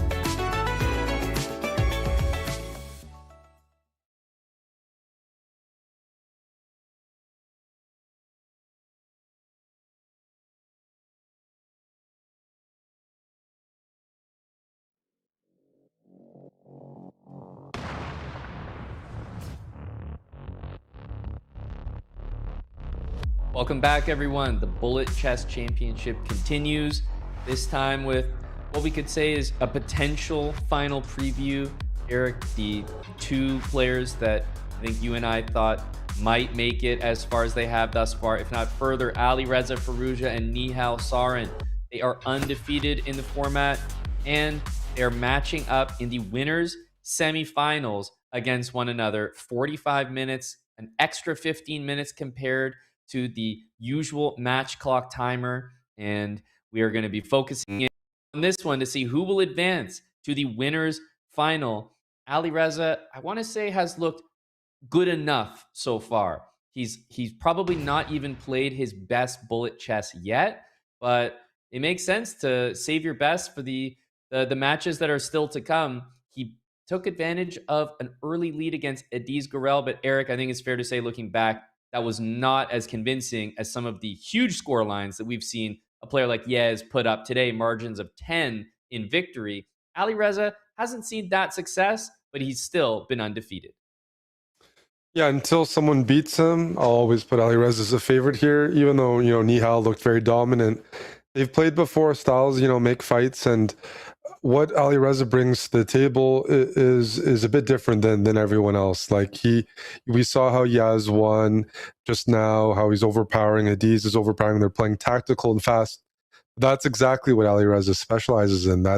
And sometimes when you have that, like, it might look the same to the viewer, like they can beat the same players by the same margins, but when they actually play each other, that's when you notice a strength difference. And Nihal will certainly have to bring his best bullet ever to win in this format. 30 minutes and 45 minutes makes a big difference. That's just like less variance, more time, and Alireza packs the biggest punch in the field. When he sees things, he can beat Hikaru, Magnus, anyone in speed chess. Like the state of flow that he can produce. And even though yesterday was a rare glimpse into his form because he doesn't play as much anymore, he won, which was the main goal. He probably got his warm up in, and I expect to see pretty much the best version of him today. And Nihal will be up to it's a very tough task. Yeah, this is the winner semifinals, meaning that the loser of this match is absolutely not eliminated. They drop down into the losers bracket, and there's some real talent, Eric, down there. So obviously you want to win because you want to move on the competition, but another reason is because you might just not want to drop down and play some of the guys that are waiting for you. It's like a shark pit down there in the league. You might have an easier time there because we've seen some of the score lines that the guys in the losers bracket are putting up. Does not look any safer down there. It's not like, oh, I'm the best player dropping down to maybe play a few close matches, but ultimately I should win. I think the players themselves might not even view themselves as the favorite dropping down to play some of the other strong players that await them. So there's quite a lot on the line here. And also just thinking about the amount of volume of bullet chess that you'll have to play dropping down into that losers bracket, there's probably more on the line than we're even giving the players credit for. Alireza usually likes to just win out, stay on top of the winners bracket, not have to deal with playing too much, because I think for him, he does need to warm up a little bit. And so far, like I said, it feels that he's done enough. He's been better than his opponents, but I still think he has a lot to give, and he is the kind of player that rises to the occasion. So if Nihal brings a high level, starts out with some early wins, I can definitely see Alireza maybe getting initially shocked, but rising to the occasion.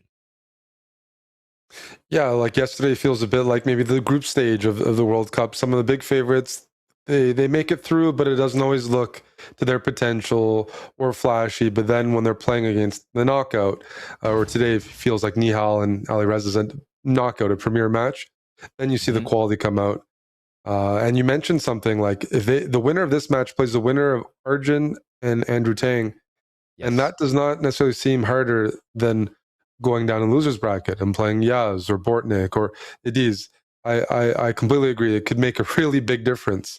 You certainly want to bring your A game for this match because there's no guarantee in that losers bracket. That's got to be one of the strongest losers bracket we've ever seen. So, yep. And obviously, speaking about the World Cup, it looks like we saw Alireza sporting the French jersey there as well. So a little bit of support for one of the tournament favorites in the World Cup from the tournament favorite in the Bullet Chess Championship. Yeah, definitely no France. France has looked very good.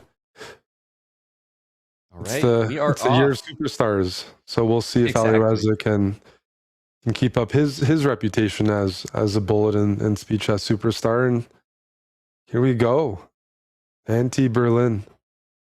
Yeah, I'm also a little bit curious, what we're going to see from the players in terms of the styles. I think that generally Alireza has a pretty universal style, but he plays bullet in a way that he almost sometimes looks a little bit bored. And I'm curious how Alireza is going to be early on in this matchup, because Nihal is someone that I feel like whenever he's playing bullet, he's extremely focused. He always feels completely locked in, and right out of the gate, well, we actually see a position that I would say opposite bishops. Eric, we've talked about this a lot in the event thus far, but a huge moment to see how the players are going to play this endgame. Is it just going to be easy draw, or are we going to see a real attempt here by White? It shouldn't be an easy draw in the sense you want to do your best to tire out, frustrate your opponent. Winning a position that's a dead draw is one of the best ways to frustrate someone. This one, unfortunately, the pawns were locked, so there really wasn't much. But that's probably just part of the feeling out process. I'm sure we'll see later in this match some time scrambles where emotions get the best of someone. Right. One thing I was doing, looking at this game, what is this opening from Nihal? So it was a London, but it looked like Alireza just kind of pre-moved one of the best responses to it. It really caught Nihal off guard. It's a terrible, terrible opening. Oh, you hate to lose a white game like this. It's already game over. Yeah. Knight f3. Take the material.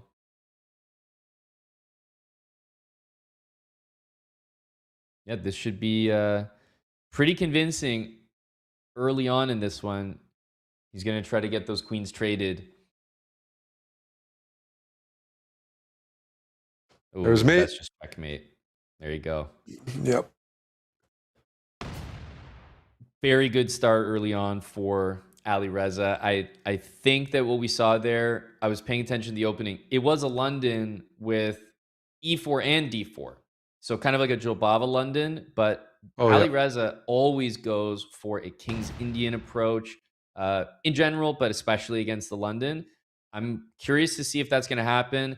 Alireza is one of those players that consistently does well with that setup, and it's one of the best setups against the London for a reason. The d6 pawn works against that dark square bishop so well.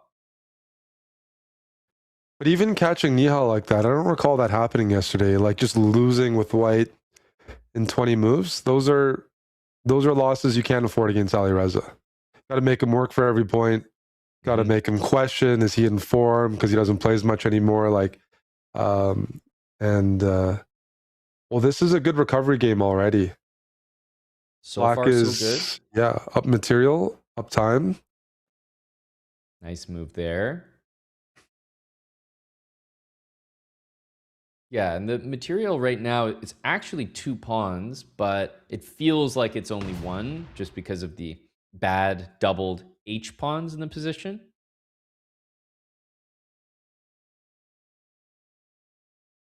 Yeah, stopping rook g4 is very, very important. I think that Nihal's in full control here. And he does have queen f6. Now rook f1 and queen f4 trades the queens. Will he go for it? Yes. And then rook goes to b4. Yep. Beautiful. You can hand over the H pawn. That pawn doesn't matter. 2 connected pass pawns. The king, meanwhile, will cover the D pawn. Expertly converted by Nihal. And I'm looking at the clock there. A nice try from Alireza. You know that one, Eric? Rook takes a3, hoping for a pre-move. Just to try, yep. Just to see if someone pre-moves a little early. Exactly. A good attempt. And it's nice to see, Alireza bring himself down, to the level of rook takes a3, because it's an important reminder that getting to that elite level, I mean, it doesn't take away the fact that rook takes a3 is probably the best attempt in that position. It's dead lost anyway. Nihal's going to convert it. May as well throw that attempt in. Yeah, I think it's a glimpse into his mentality for this match too. It's not one that he just expects to play clean and win comfortably. He knows Nihal's game. Nihal's like playing the best chess of his life. I mean, every year he's one of the contenders in a lot of speed formats, but you know, for those that have been following his chess, he's now firmly established over 2,700 FIDE, which hasn't been the case in other years, and just kind of firing on all cylinders. India just has so many strong young players right now that you just get overshadowed. Their team could build, you know, 2 teams of like super grandmasters, and that wasn't the case 10, 15 years ago. But Nihal is playing really, really strong chess, and the next step for him is, okay, he's over 2,700, but he needs to start beating top 10, top 5 players, and any sort of format helps, builds your confidence, and goes a long way. So Alireza is one of those guys in that tier of like Aragaisi, Gukesh, the next step up. And Black is winning. That's 3 games in a row for Black. Doesn't follow the classical chess format. Yeah, the win with white, draw with black mentality is not always present in bullet chess. 2.5 to 1.5 for Alireza, and you can see the match clock top left of your screen. It's a little bit longer than usual because 8 minutes are going to go by. We'll get to see a full picture of this match early on, and we'll still have the full time that we usually have, 30 minutes for these matchups. D5 pawn. That's a blunder. That is very sloppy.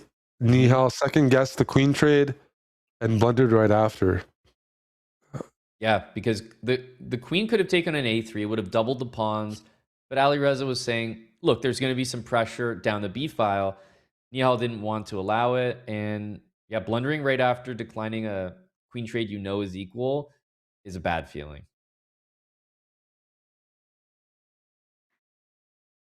Look at the clock, though. Yeah, I actually haven't been looking at the clock every single game to get a picture yet, but I'm gonna start paying attention because Alireza is incredibly fast at the end of the games. Rook f8. But yep, he's been behind here early on. Takes bishop f5, g4. He's gonna anchor that bishop in. It's all about freeing this rook. What's the path? b6? Rook b8, then rook a8. Yep, so he just wants up to 5 take... seconds. Exactly. Alireza really has nothing better than shuffling here. He might try to play for a win just because of the time. Nihal needs to try to win this one. This is just one of those games. What, he's slowing down? I'm not... Well, the problem is... I'm not sure that he's actually winning. The h6, no, h7 the h pawn is going. coming. d7, h6, h7. Alireza has actually I just won assumed you'd be able to flag your opponent if you're playing with a rook. At the right moment, you can give checks and sacrifice, but Alireza is playing this perfectly. So take back what I said. Oh! He thought, but bishop f7. Oh, well, he got pinned when he was pre-moving. He thought that rook e6 would be played, and he was planning to take it. But honestly, queen e6 was not the worst move. It kind of worked as like a bullet time gaining move at the end. So maybe worked better than he even intended. I mean, it was the right call by you that it wasn't an easy endgame. I just thought he would have pivoted to almost just pre-moving, just like using that rook and just going for the flag, because with what happened, he tried to play accurately, and it was still an unpleasant endgame. That's a game that Nihal lost on time, where he was up 5, 6, 7 seconds early on. Look at this. I mean, Alireza is checking C5. every single pawn forward. Every single pawn he has. Queen a1.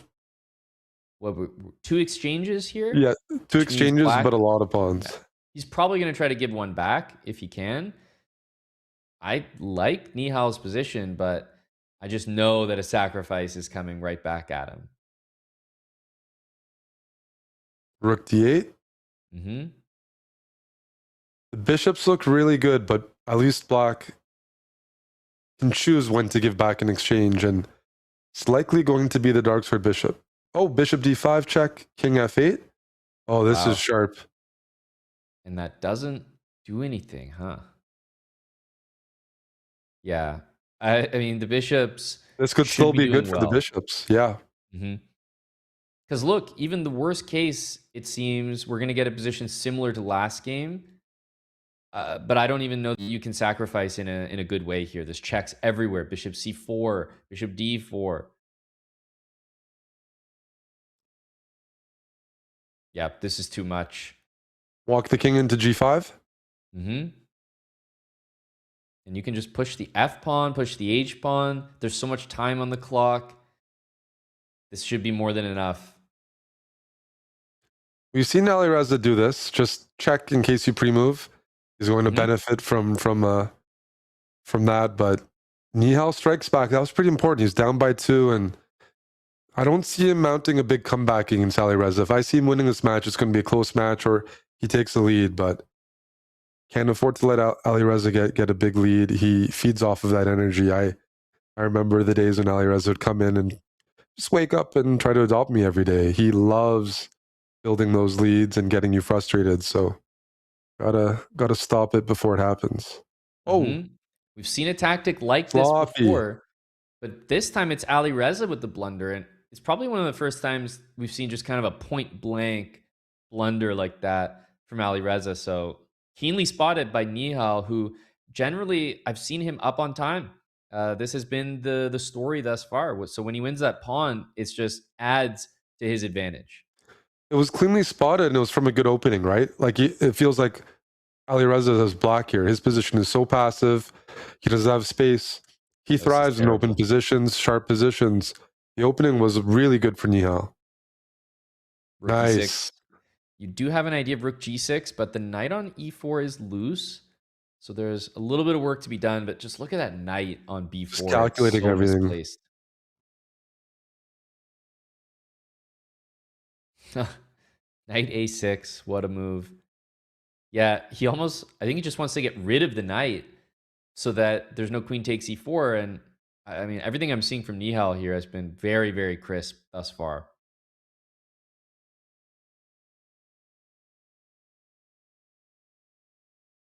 I was going to suggest a little bishop sloppy. c1. This last sequence was actually really sloppy. Takes That helps. e4, but bishop b2, locking the pieces in and undermining the knight. Very, very smart. The knights are tricky in time scrambles. Nihal has to watch out for any forks. Oh, he's getting very shaky here. Alireza's made a huge comeback. It's all about the speed now. Check. Nihal is now down. Oh, it's even. Oh my goodness, what a blunder. He hung the whole rook. But Alireza plays rook takes e4 right after. And this is so close. But the pawn, let's see, white's up on time. Nihal doesn't have enough time. You can just pre-move everything. Come on, that's a crazy loss for Nihal. He was oh my goodness. so shaky. We don't see him. His conversion is usually excellent, and he was just, as soon as it got into a time scramble, something didn't look right. So it's really early, but just a little bit of foreshadowing. I mean, you can't let Alireza win those positions. He's going to usually convert his good positions, but if he's winning even positions like that, this is going to be a very, very difficult match. I think Nihal lost maybe 3 pawns there. He used up too many pawns. The position was too easy that just lost some focus. Bishop b2. Yeah, when you play Alireza and you lose those games, like doubt does creep in. Like that is a factor, especially you're playing the defending champion, someone who's beaten you before. You're like, I win against everyone in this position. How am I losing this? You start questioning everything, and it's got to make sure that doesn't happen. And but it's easier said than done because that last game did not look like Nihal chess whatsoever in the second part of it. Okay, let's think here. He does play bishop d6. I was Yeah, I wondering don't about know this. which side I prefer. The pieces can be good, but the king is a bit safer for Nihal, and he's up 13 seconds. Okay, I prefer the 13-second advantage, but that makes a difference. The position is... I really like the moves that Nihal is making with the queen. h7 is hanging, and oh, rook e1, watch that. check. Nice. Yeah, you can take h7. And he's just wasting even more time here. 6 seconds ticking down. It's turned into a little bit of a race. queens. Which is probably not ideal. Yeah. What is going on here, Queens on the buddy? board. Check. Oh, that's nice. And Nihal gets That was the a good win. conversion. That Really was good conversion. We yeah. haven't seen a lead of anything excessive thus far. 30 minutes left. It's been a very, very close match. Exactly what we're looking for, actually. Nihal's shown the ability to outplay Alireza throughout this match. If he converts all the positions he's had, we could easily see this favoring Nihal. I would not say Alireza the way he's playing right now, the positions he's achieved, feels like a clear favorite. Okay, knight e4. The c6 pawn is a target, but the knight on d5 for black is so well placed. And again, it just feels like Nihal has that little time edge in every game thus far. And if Alireza doesn't get a position that he Take likes, on e5? it can build up. Yeah. Guess I like white here. The material's even, but you have the passed A pawn, and those doubled C pawns do not look fun to play with. Yeah, rook a4. The knight's coming into d3, which is annoying. Hits the f pawn, and let's see which pawns are more valuable here. Two connected pawns. Rook c8. One, I mean, it threatens nothing because of the knight on g3, so this is kind of nice for white. Oh, f5 is a nice move if you can free up the g pawn. I think Nihal wants to play g5 at some point and use the majority here. He wants to play knight e4, g5, but smart by Alireza to just move out of the way. Can't take f5 because of knight d6. Tricky Nihal. You can almost, I was going to say king f6 would have been really annoying there. Knight d4. Yeah, well played. King. There's so many checks here. This is the real problem. All the pawns are disappearing. Now you have no pawns, which is a problem, but the conversion was pretty nice. Yep. Nihal's a very tricky player, but the way you could see just Alireza just contain, not allow that king to escape, not fall for any forks. And beautifully converted there from Alireza, making no mistake. And I think the theme thus far has been a 2-point lead and Nihal bringing it back. 2-point lead, Nihal bringing it back. But if Alireza ever breaks out from this sort of deadlock, I think it could be a big, big problem for Nihal. So he has to start evening it up as opposed to just reducing the deficit.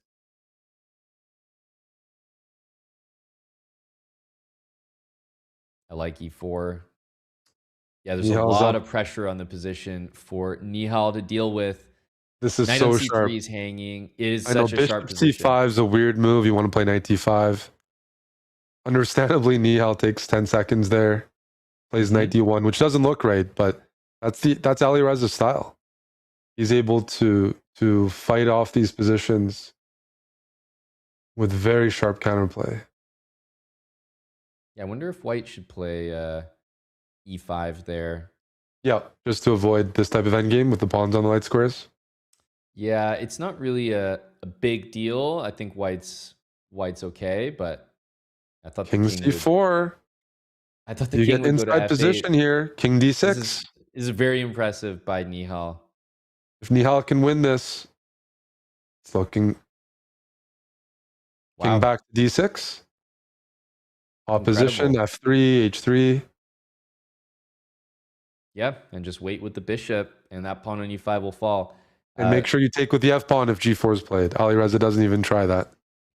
I will say, I think what we just saw from Nihal is incredibly impressive. Alireza probably went into that endgame. He looks a little dejected. He probably went in there thinking it's almost a 0% chance he loses, like, under 5. And he ended up losing almost instantly, which is a big, big shock. No, that's very frustrating. He knows he shouldn't have lost that without resistance. It's a position he's familiar with, the structure, and it did happen. And as you mentioned, he's trying to break free of this pattern. Up by 2, lose. Up by 2, lose, because you want to put a bit of pressure on your opponent. You want them to start making irrational decisions or thinking about things outside of the context of the game. And when that lead starts to build up, the thing about chess is you kind of know your opponents, you know their level, where you stand. If you're down by a few games against someone who has your number or is the defending champion, you start to think, man, like, I'm close to losing, like, start having negative thoughts. But Nihal keeps gaining confidence because every time he needs a win, he pulls it off. And it's whoever's going to break out of this pattern has that edge in the second half. Okay, so classic game here with pressure and ideas on both sides of the board. White's king is so weak. There's checkmating threats. Light squares are a problem. Meanwhile, Black's lost a pawn on the queen side, and White's crashing through with the queen sacrifice. Oh, queen c7. Oh, this my is goodness. This is Alireza chess. He said he puts so much pressure tactically. He's the most advanced version of some of these bullet guys, where he can string together things that we can't even produce in blitz or classical. Nihal's fighting on wants to get the queen to e4. Unfortunately, that's not mate. He's going to try queen to e4 is his only chance. H6 if he does it. There's queen h6. Yeah, he's not seeing a move. He's going to throw the check in, but he knows that that's not the path to victory. Rook e5 is classy. Queen check. Queen's off the board. Nothing can go wrong. This was a crazy game. Alireza, as soon as he got the initiative, it was over. Queen c7. What a find. So what that means is that it's actually been the white pieces that have been highly successful, because Alireza keeps getting this 2-point lead and keeps giving it back.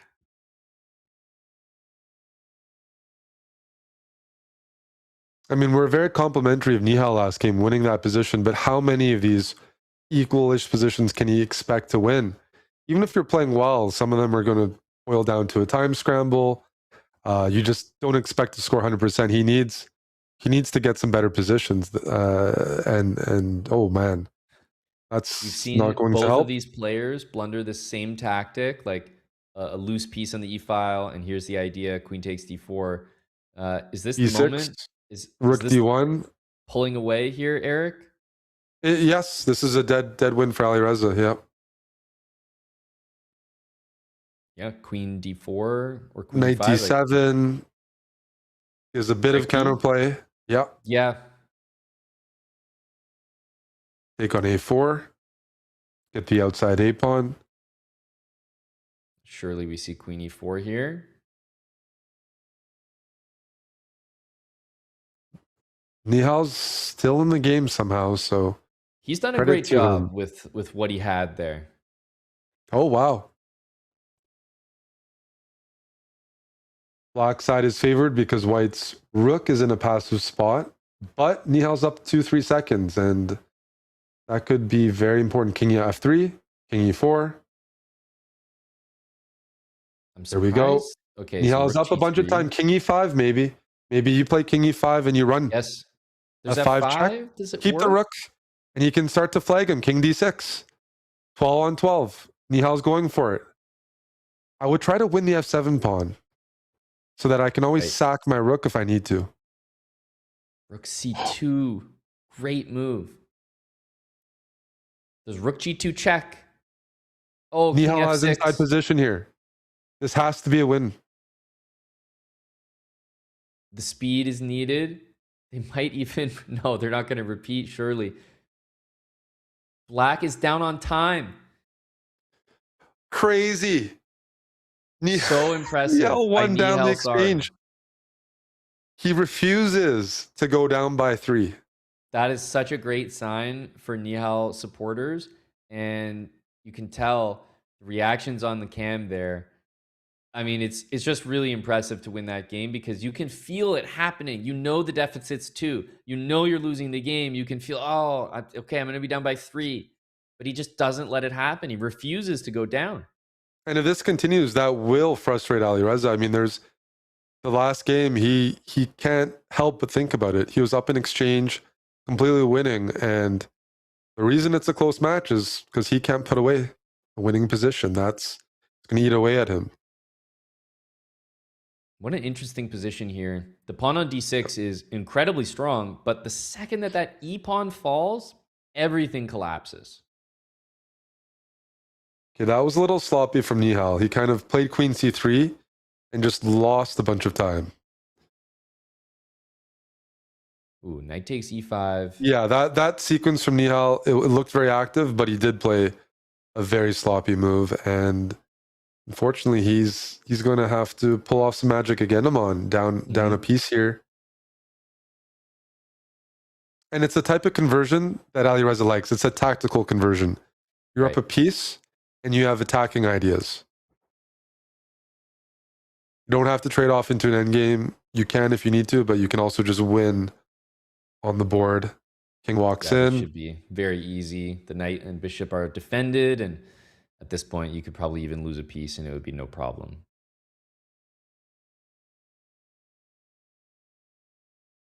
Now the h-pawn will go.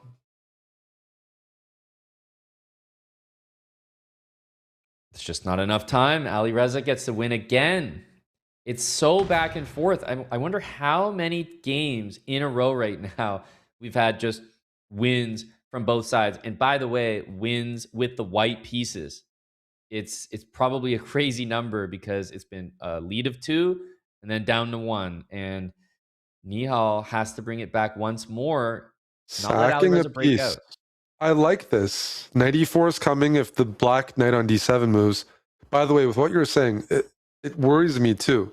If Nihal falls to 3 behind, because they're so consistent, that's the deficit. That's somehow too much. Like 2 is like he's fighting for his life when he's down by 2. If it gets to 3, then it's like they've been so consistent with white scoring so highly that it might be too much. Nihal, though, getting a nice imbalance. It's what you want when you sack a piece. You want an imbalance, an advantage on the clock. You don't want to sack and be behind on the clock. Right. Here, is there any... I'm looking at queen takes b8, but I don't see it. I was surprised that black didn't trade queens earlier there. Instead, this is still a little bit dangerous. Now you're looking at rook a8, rook c8, and queen takes b8 idea, right? I love e3. Just disrupts white's safe king position here. And you might be able to start getting behind the pieces. Mm-hmm. Oh, I'm wondering about queen b8. Knight d5 almost. Oh, man. Queen rook b8. c7? Queen b8. Queen b8, yeah. I'm just, I've been looking at queen takes b8 pretty much the whole game. There's also rook takes f7. Oh, f7's defended. What a game here. They're both under 10 seconds. They can't play well anymore. You have to just go for speed. With the time ticking like this, I would favor white. Oh, the queen's that's a hanging. free queen. Free queen.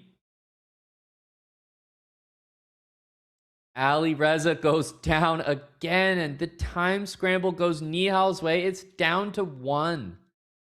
Like, when you attack, when you sacrifice, your goal is to build a time advantage and get to a stage where if you're both under 10 seconds, the one with the initiative has the advantage. And we saw that there. Like Alireza he was playing so well, but at a certain point, something was going to collapse. And that's just the continuous pressure that he's winning with white because he's going for it with white. He's not just playing regular openings. We're seeing the aggression, the initiative. It favors both players, this style of chess. Yeah, look at this. Alireza's turn to sacrifice. Yeah, neither one is holding any punches. Knight b8, move the bishop. Bring the knight to d7, support the knight on f6. Looks like the Somehow this closest that he's feels like got. a finals matchup, the way it's going right now. This is what I mean. 7.5, 6.5. It's so incredibly close. And Alireza is visibly frustrated with just how good Nihal is right when you think you're going to extend the lead to 3. Where do you move? And he finds e4. Best move. Oh my goodness. Nihal's on the brink of getting mated, and he finds e4. Check. Rook. I was going to say rook e2, but okay, knight e4, Oh, bishop this is e7, highly crazy. tactical. There's so much to calculate here. The king e8. Yeah, it's Everyone's... like nearly a checkmate. He does go for this. Queen There takes are c3. so many hanging Intermezzos. Without the dark squared bishop, I think Nihal's feeling a bit more comfortable in terms of getting mated. And now you can't play king h2 because of bishop d6. Check given. It's easily one of the craziest games we've ever seen. Queen f3 to trade the queens. Nihal is down 3 seconds, though. He needs to speed up. He is speeding up. Those moves were played instantly. He's completely winning. But how does he trade? He gambled, and Alireza caught it. But he's caught up on the clock. Oh, he grabs the rook, though. He's going to bring the king. It's completely and you can't make safe. progress. He's going to throw Nihal rook needs takes to get h7. moves. Don't let the king come in. He gambled. Yes, It he paid got off. rook h7. Take the pawn. Take the pawn. The rook should probably take the pawn here because you know that pre-moves are happening. Black should win. Oh my goodness. That... Oh, can we get a hydration break after that game, please? How the heck did he do that? You can see the delayed reactions on the camera there. They are a little bit delayed coming in, but it's a huge head nod by Nihal. He ties the match for, is that the first time since literally the very beginning? And he did everything. He took the pawn, he found a blockade, he went on time. He did, like, I would be happy doing one of those things. He somehow didn't get mated. He keeps winning on demand. He stopped all the pass pawns. Like, the accuracy that he has when he's down to 2-3 seconds, I don't know how he does it. Because he's not pre-moving, but he's, like, there's some magic happening there. That should be so frustrating for Alireza. He had him. And this game, I mean, we keep talking about how critical games are. This might be a moment where Alireza could be losing in this match, and that starts to really weigh on you. You start to believe the guy that, well, there's just no beating Nihal. How does he have everything figured out? Let's see if Nihal can do it. I was looking at knight f4, but you really don't want to trade those queens. b4 is hanging. That's a nice move. Yeah, take on f8. There's queen takes h3. I might So go he's queen gonna back to defend that. g4 soon. Okay, not anymore. There we go. Okay. The Wow, d pawn queen is dangerous, but tactically this... Wait. What? Yeah, there's rook takes d5 ideas. That's right. Oh, very tricky. And the pawn is still pinned. I need some speed from Nihal here. Wow, takes on d4, Check. rook h5. He spent way too much time here, Amon. This is... So tricky. He's... Alireza has has to to flag be him. winning this. Mm-hmm. But Nihal has the light squares. That's what's so good. He needs a trade. Queen e6 he's trying to play. He wants queen e6. He's going to get it next turn. And he needs bishop h6. He needs to gamble here. Take the He's pawn. done it. What a hold. Oh, wow. I mean, Nihal doesn't panic. Like, he was down 8 seconds. You might start to gamble. He still didn't. He still played the exact configuration you were looking for. Pawns on light squares, trade the queens, and then methodically take away the final pawn. This is the blueprint to beat Alireza, and he's still not even ahead in the match. But just the execution, it is there. Alireza is getting frustrated on the camera. He's like, just how do I not win that game? How do I not convert that? How do I not draw that? It's starting to add up. Amon, Nihal has a very good King's Indian here, and the King's Indian and Bullet is very annoying to play against because the initiative is worth so much more. Look at f3. Alireza can defend tactically. It's one of his best strengths. That doesn't phase him. But a good King's Indian. Look at what Nihal's up to here. This is a position I think Alireza just wishes he would play as black because he would also be dominant here. This looks scary, but it's not over. The annoying thing about the bishop on h3 is that's where your queen wants to be, but now he's doing it. Queen h4. He might king walk to g3, queen d8, queen to d8. Is there bishop What are f1? you thinking about here? Bishop f1 or bishop g2, like a checkmate idea? Oh, that's even better. That's right. Bishop g2, queen h3. I don't see the mate after king h4, but I trust that it's somewhere there. I agree. You trust the Nihal right now. Rook, the king is going to be chased away. Go further up the board. Rook g8. This is a wild game. So rook g2, queen h4. Well, he plays queen d7. Yeah, there needs to be a checkmate. Rook g6. Incredible. Sacrificing everything. Nihal is, you said it correctly. We trust in him. We know he's confident. He's seeing things right now. And as soon as he played bishop g2, beautiful. That's incredible. Alireza, he's wearing the World Cup jersey, but with this comeback, Nihal just took the lead. You can literally hear the fans going wild for Nihal. This is amazing to watch right now as Alireza is actually behind. And you can look at the posture. Look at the posture. Yeah, quiet down, guys, in the audience. Yeah, quiet down. Let's get some silence in here. Don't get too excited. Oh no, Nihal's man. up by one, but it's I know not he's in a up game. again. He's up again. 9-8, and one thing I'm starting to discount is a time lead. It doesn't seem to matter.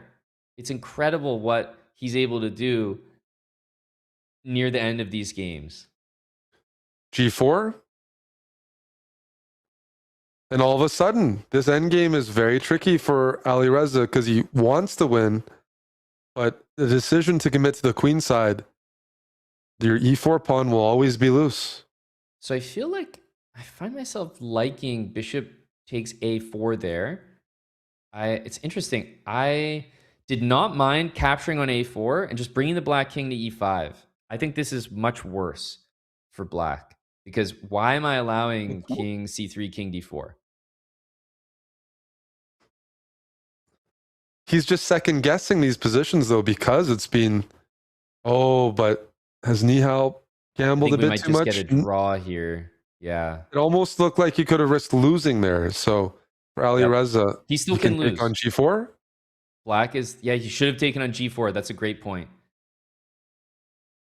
White is not in a position that you can play very easily, but look at the time. 4.8. You know what, Eric? Things have just happened in a way where Alireza is starting to even doubt himself in those moments. I would expect him to go for a win almost all the time. Bishop takes g4, only he can win. Incredible that he respects what Nihal can do on low time enough to make a draw there. What a crazy match. And we only have 6. I haven't been paying attention to the clock because it's been so enjoyable, but we're down to 6.5 minutes. So if Nihal can get to +2, +3, this is a lot to overcome. The problem is already looking at this position, he's down a few seconds and there's huge tactical pressure on the position. Yeah, there is. D5 falls. King H1.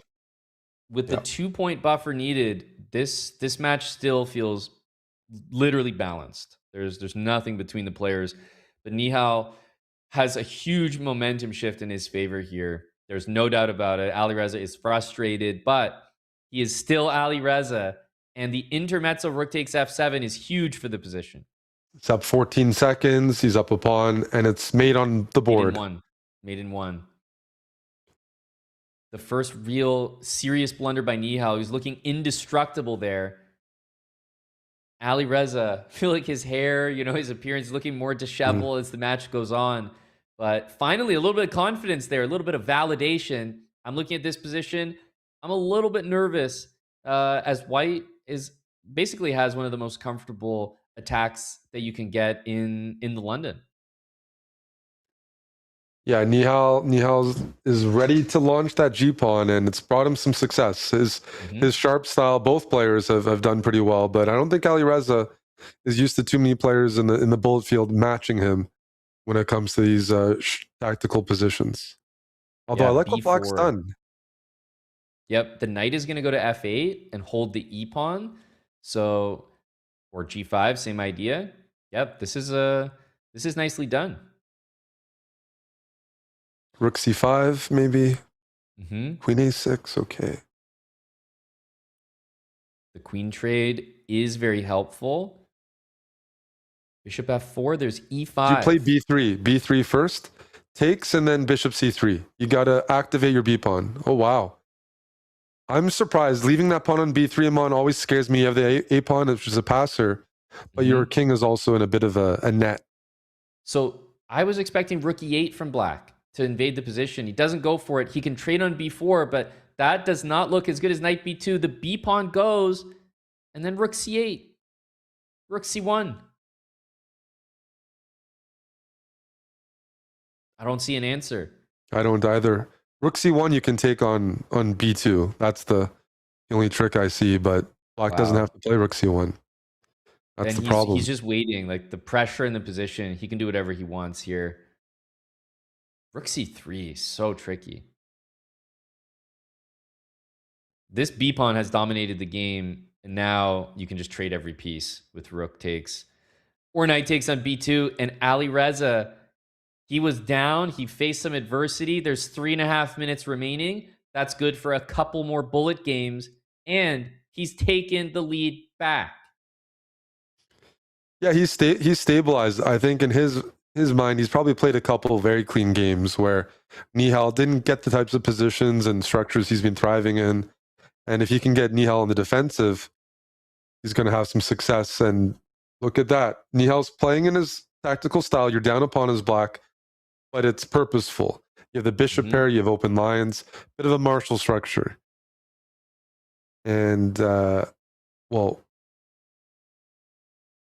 he gave up the bishop pair. Rook g6. Is there any tactic on g2 here? You want there to be. Maybe you just go. I was trying to set it up. Queen a8. Stick to the light squares. I'm paying attention to the clock, and Nihal's starting to fall behind. It's been a couple games in a row now where Alireza's up 4, 5, 6, even more than that. And if it's a very close match, that could be the difference maker. But the pieces are so fragile here. Oh, rook e6 is helpful. That was not a move you wanted to allow. Rook goes to h1, h4. Okay. h4 we're waiting for. Then rook might be stuck though. Maybe knight f5 soon. I was going to suggest bishop takes f3. This is really bad for Nihal. Knight e7, knight d6. Rook c8. Rook c8's an even better find. But everything works. Nihal doesn't have his tricks here. No, the time is hurting here. Ooh, queen f4. So knight takes h3. He plays it. Nihal, if he pulls this out, it's just incredible. Time though. He's going to sack. He's making a business decision, but unfortunately, you're not, like, there's just not enough time. 4 seconds. You need to somehow pick off this white rook, but it's just not going to happen. Even if you pick it off, there's still that pawn. Yeah. Yep. Making no mistake here is Alireza. There's time for one more game. It's such a critical win territory. game. Nihal has white. The white pieces have been victorious the majority of the time in this match. At one point, it was only the white pieces that were winning. Now, Nihal needs to get it done. Nihal's playing a bit more sloppy. I'm seeing that just visibly. I don't know if he's tired or frustrated, but even this position, I think Alireza. Okay, rook f4. Yeah. Oh no, knight g5. He wants to go for some ideas. That's why h6 was played. I'm wondering about. Wow. Okay, knight h2, knight g4. I thought rook g4. He's going all in here, which he doesn't need to. There's only one game regardless, and you need to win it. That's the most important thing. And you don't want to be pinned. He's down 10 seconds though. Yeah, he's just fallen behind on the clock and he's playing really hard positions. What's the move here? Yeah, I don't actually see an easy move to make. Oh, rook f7. Oh my goodness. Check. But rook That's f7 was follow-up. the only rook move to go for. Queen h5. The king is just escaping. There's And no rook mate. h8. You can even go rook h8 here. He went for it, Amon, but it requires such precision, some of the positions he's playing. Oh, that's it. You move the knight, it's mate. He's not going to resign, obviously, but...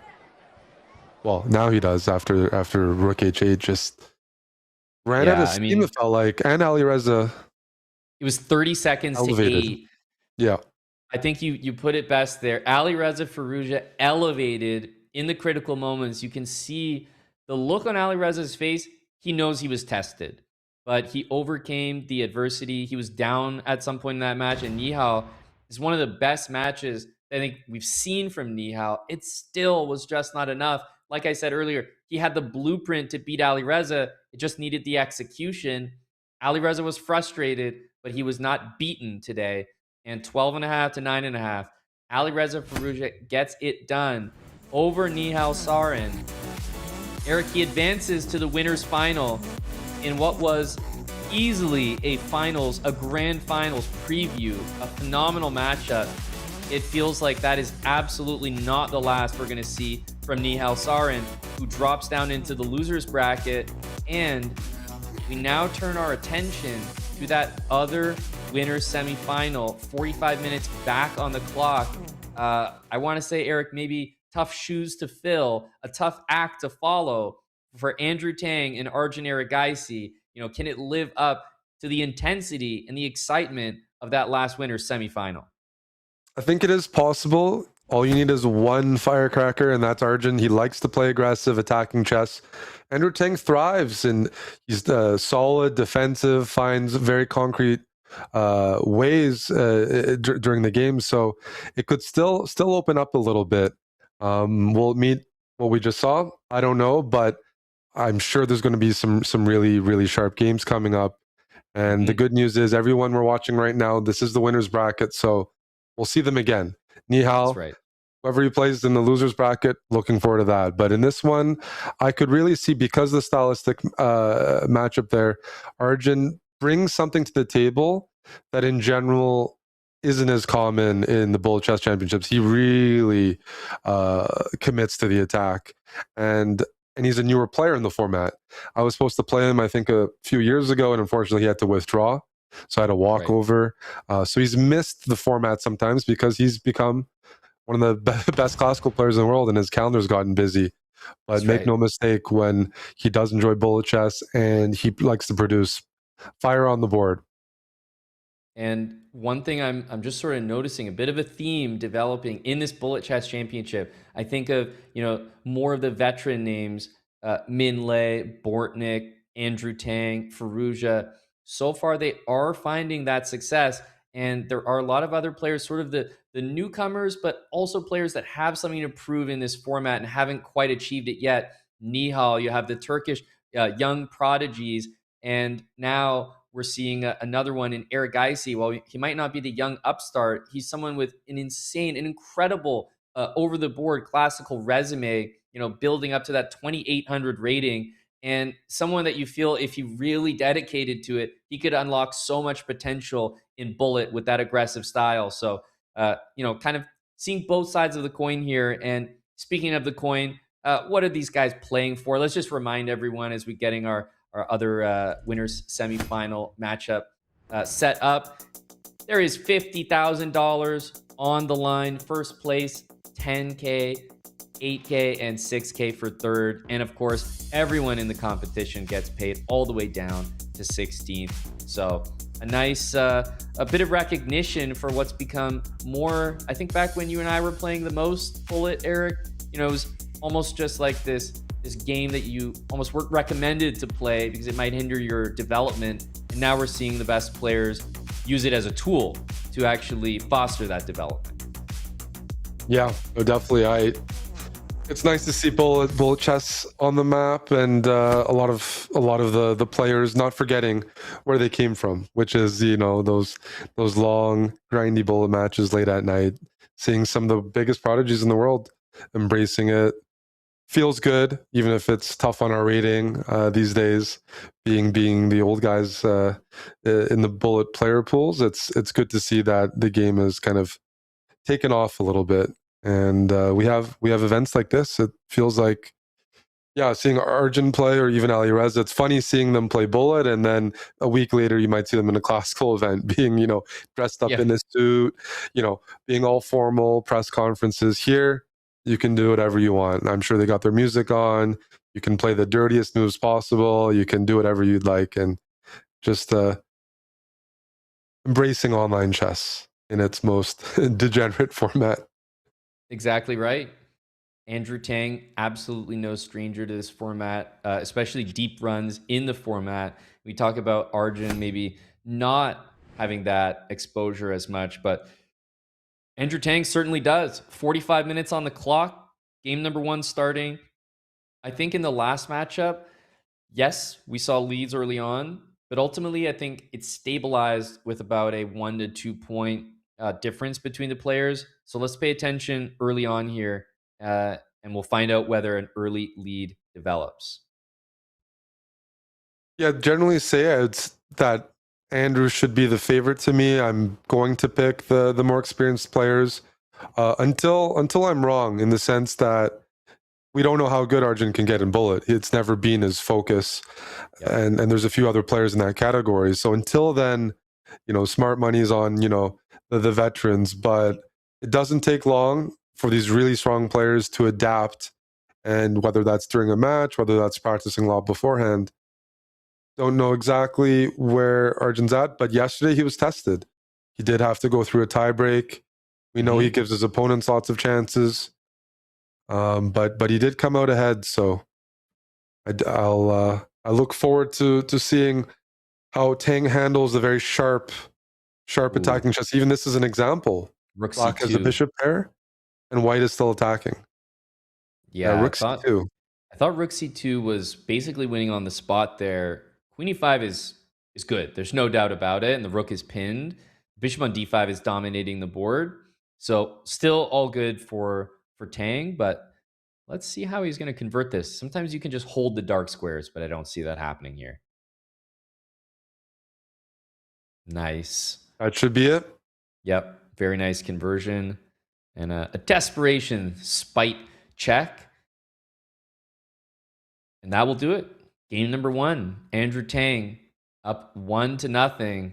Like I said, I'm very curious to see how this first 10 minutes is going to go. The London is going to get a workout here.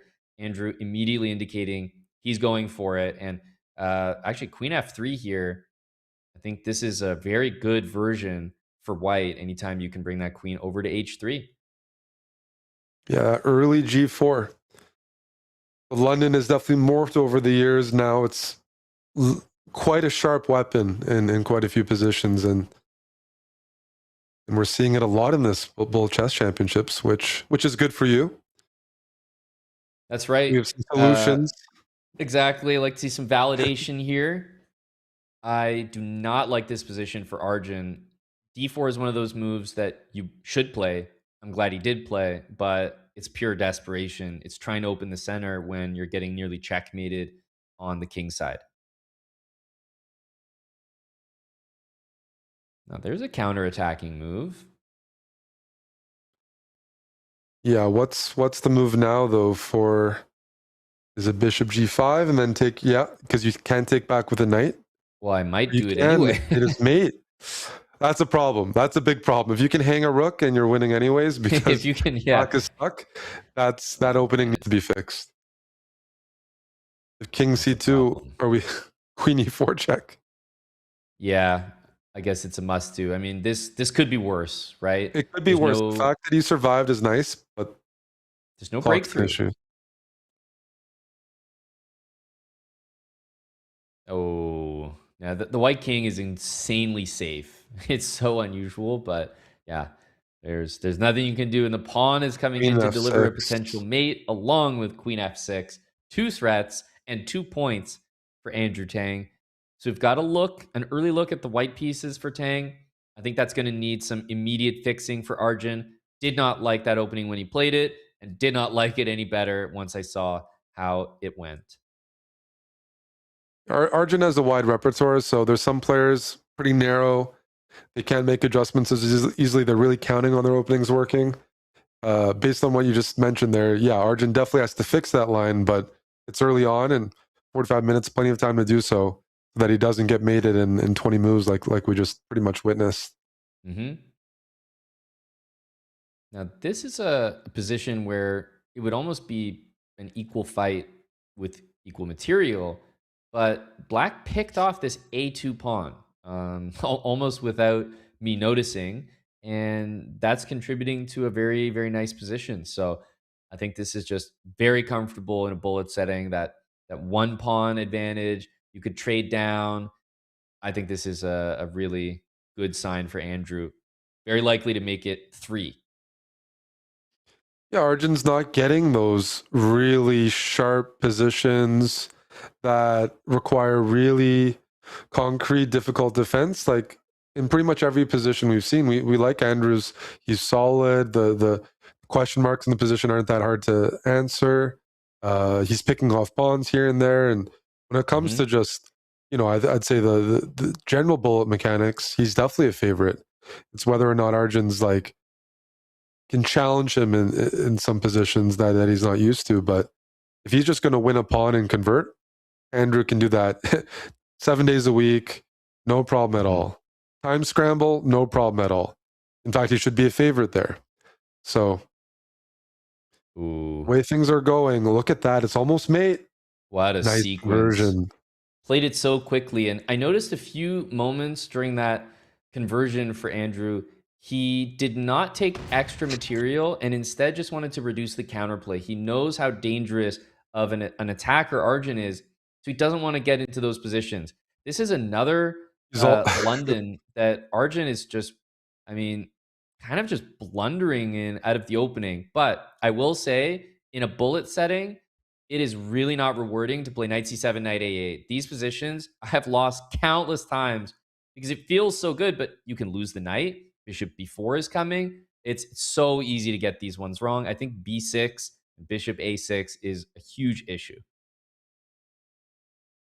b6, knight c7. Yeah, this is... You play the opening, you play everything right, and it's just, queen c4, there's mate on the board, be careful. But yeah, I know what you mean.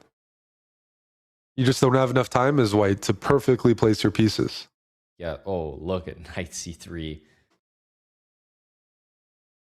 Immediately that might be the luck. It's almost like luck. There's not really, but that might almost, it's fortunate to blunder and force white to play a difficult position. That's winning, but maybe not knight winning. c6, bishop e5, and you want to play bishop a6, but king f3 is actually quite safe. Where do you place the queen? F3? Not right now. So yeah, okay. Ooh, rook f5 maybe. Try to contain the king. This is looking good for Andrew. You got the queen on b2. c5 was winning a rook. Oh, no, this is bad. Arjun now. is up 6 seconds though. Let's see. This is where he's got to show his bullet practice. Andrew is yeah. Knight c7. And there's a bishop b5 move lurking. Yeah. Let's see. 6 seconds. I definitely think Andrew's a huge favorite here. And how will he convert? 3 seconds. This is hard to win in 3 seconds. You got to put that bishop on the A file. Bishop c4 and bishop a2. There you go. Ooh. Not ideal. Oh, he pulls it off. He's just that fast. That's one that Arjun would love to have back, but it's almost like, what can you do? Andrew is the faster player. I expect most time scrambles. If it's otherwise equal, I give the edge to Andrew Tang, and that's the proof right there. I think what we didn't expect or what surprised us is Arjun ended up getting a sharp position and counterplay and didn't maximize that. Let Andrew escape pretty much without any damage taken from that crazy middle game position. And if he can't really pressure convert those positions, then it's going to be a very long match. Yep. A very tough one for him. H3. So you might want to get that knight involved. Knight F6, H5. Knight E5 directly.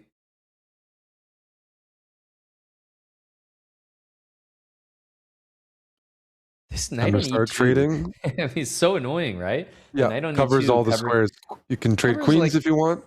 Oh, Queen D8. Okay. That's right. You would have, yeah, I know you would have played that immediately. This is an instant move. That was a Yeah. dream for you, and then the rook would have been offside. And now look at this. You know, we're playing some defense here. B5, nice move. Very nice. Black is so committed to the king side that there's just no pieces to stop Look at B this. pawn. Yeah, completely ignore it. B7, who cares? And rook C1.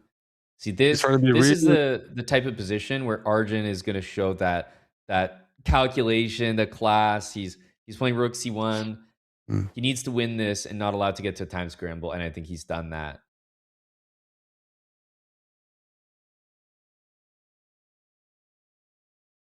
Yeah, we see an attempt here, I'll call it.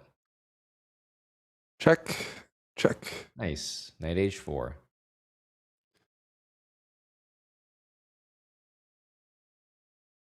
We'll get to see mate on the board eventually, guys. There we go. So many pieces chasing that king down. There you go. Arjun Erigaisi on the board 4-1. And we can see now the type of positions where Arjun will thrive. Let's see about this, though. Takes on d4, knight b5. Arjun is going for ultra aggressive options here. Is this theory? It's a great question. I definitely understand now how Arjun wants to play these games. There's like a school of variations in the London where you pretty much lose your rook and you caution to the wind. I think in Bullet, he's picked an interesting time to bring them out. And you know me, Eric, I'm not going to shy away from supporting two pieces for a queen. Yeah, this is a bit surprising because going into the match, one would expect Andrew to play the London and Arjun to be kind of well prepared here. I don't think this is preparation. And I'm not sure he has as much experience as you do him on playing down a queen. Yeah, and obviously this is a position that is unique, right? It's not like even if he's been down material before, it hasn't been this exact formation, and it's not easy to do. I like Rook's bishop coming. f6.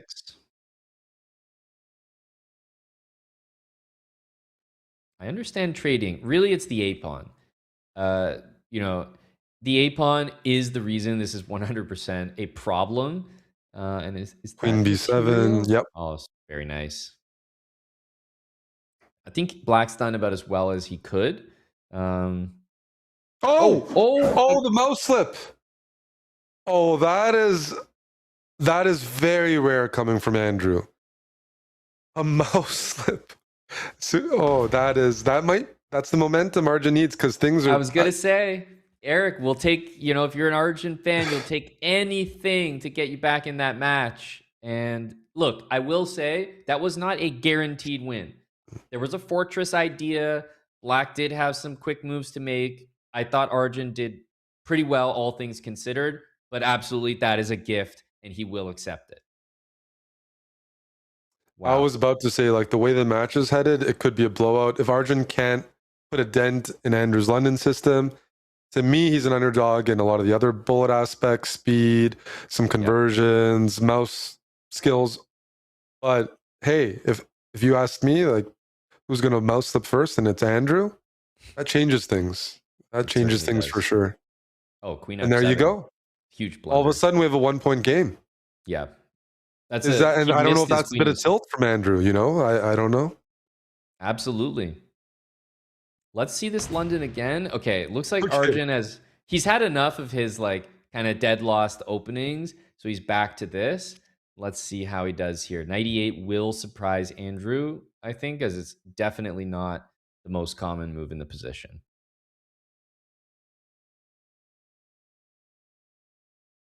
Looks okay, though. As long as you're not getting mated, it's better than their first game in this position. Yep. Knight F7. F7 All of a looks great. sudden, Black has a bit of space. This is okay for Arjun. Yep, nice achievement. Take the pawn. I mean, this is a London gone wrong. No doubt about it. Black has everything you could ask for, including an attack on the king.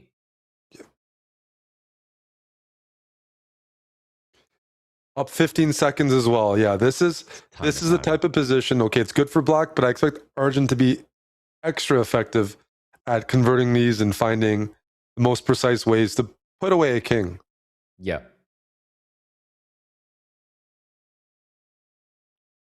Ten seconds. We know how fast Andrew is when he starts speeding up towards the end. So this is a critical part of the game where Arjun needs to keep the speed together. Andrew's doing a good job of, but the breakthrough came in. D4. Nice. Now Nice you have hit. time to make one good move here. Queen E7, Queen D2 is King not B2, mate. yeah. All of a sudden, Andrew's up on time. Arjun is what? Is there a mate here? This is going to be Rook maybe leads to mate. Okay. maybe a draw. Crazy King position I'm A4. on. I guess he has to play this. Rook B3. Oh, Queen It's A1. mate. It's mate. Oh. Oh, wow. Can you believe it? 4-0 to 4-4. I mean, just this match has insane swings. See, Arjun is a streaky player. We saw that yesterday against Paravian. Andrew isn't. He's actually a very solid player at his core. So if it's streaky, it's kind of like Arjun's pulling him into his mess. Because things were going great for him. He's converting well, getting good London positions. That's the game plan. Not this type of chess. And here we go. This is I think A3 we'll see. Yeah, C3, A3 guarantees you to open things up. There is Bishop B4 here. I guess on the previous turn. Yeah. I guess Arjun was willing to sacrifice that. I'd love to see how White converts these positions. Because I've played this opening against Andrew, and he's been playing against this for years. The King's Indian attack. He's defended against this. But there's a mate threat on the board. On the board. Knight F7. This should be Arjun's bread and butter. Rook C1 maybe? Oh, there's going to be a sack here. here. Yeah, there's something wrong here. You can take on C5. If the queen moves, it's checkmate. So if you move the bishop, you just sack twice on C5. Bishop B5, Rook C5, or Queen D8. Queen D8 is brutal. Yeah, oh, really nice. Knight F7, double knight, checkmate in the corner. What a sweet result. And it's been, 4 straight? 5 straight in the other direction. Yeah, speaking of adjustments, I think Andrew will play that position again, but if it repeats, he should definitely switch. Arjun is a different kind of monster when it comes to the attacking chess. It felt like that was, in some ways, his nicest win of the match, right? Just right there. He got to attack, he got his pawn on H6. It was very intuitive for Arjun to play that position. So it's time for Andrew to make some adjustments. C6. Bishop A6, he's feeling B5. it. Insane. Come on, this all came from a mouse slip. C5 yeah, first. When you say it like that, it's crazy, but it's true. That mouse slip, was that when it was at 0 or no? It was at 1, but yeah. Oh man. I think he was a 90% favorite to win that position, if not higher. So let's see what Andrew can muster up here. He's down 5 seconds, down a piece. He's got that pawn on H6, which always gives you something to play for. Yeah, down a full piece. You can. But the dark squares can go always E5, an idea. Queen check, bishop D7, and then F4 is the idea. F4, yes. Really nice. There's mate. Yeah, there's F3 here. Oh, if you want. Mate, if you want. I guess he didn't want it. I'm a little confused. Why didn't he want it? Oh my goodness, he's lost. He's lost. Oh, he's allowed to draw. Mate. Okay, it's a draw the other way. Oh my goodness. Yeah, this is a draw. There's not enough time here to be tricky. Because you always have H1. Yeah, that's going to be 3-time repetition. I think both players have reason to be furious with that result. Yes. That was surely going to be the 6th win for Arjun Erigaisi, and instead, Andrew Tang is the one we're G4. looking at as ruining a victory. Yeah, he just got a little complacent there. Okay. But we're back. Here come the back pawns. to the sharp chess. Yes. Oh, yeah. Bishop C4. Very dangerous diagonal. I mean, what do you even say about this position? He's going to play Knight B5 maybe. Try to kick that bishop off that diagonal at some point. I'm almost trying to play rook H6 and G7. Do it. Yeah. Oh, dude, knight Not my G3 is a pieces, nice so move. rook Yeah, it's not your H6. pieces. What is going on? This doesn't work. So the knight is defended on G3. You can But he take with wants the to F take and go pawn. queen G1. Right. I still think that's fine. Just F takes, knight takes H1, and king E2. Oops. No, wait. There's a lot to calculate here, but it's not working out.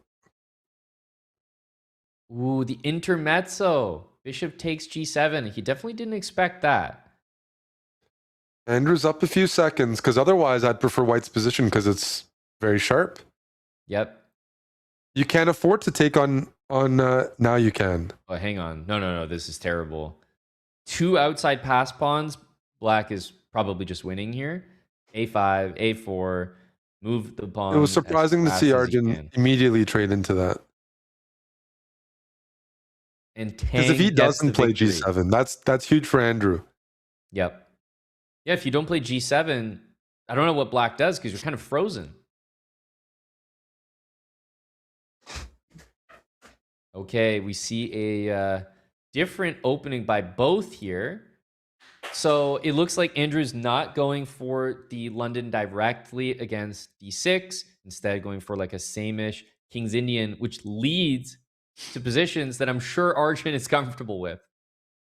Oh, wow. Check on A5. Mm-hmm. King F2. They're making us work early on, Amon. Doesn't matter if it's 5 moves in, there's something to calculate. Mess. Knight D1. Queen D2. I mean, G4 feels a little bit slow. I would. Yeah, because Queen if you take C3. back Queen C3's. Oh. Arjun's pieces are coming in. What the heck is happening? Rook takes B2. There's a threat I recognize.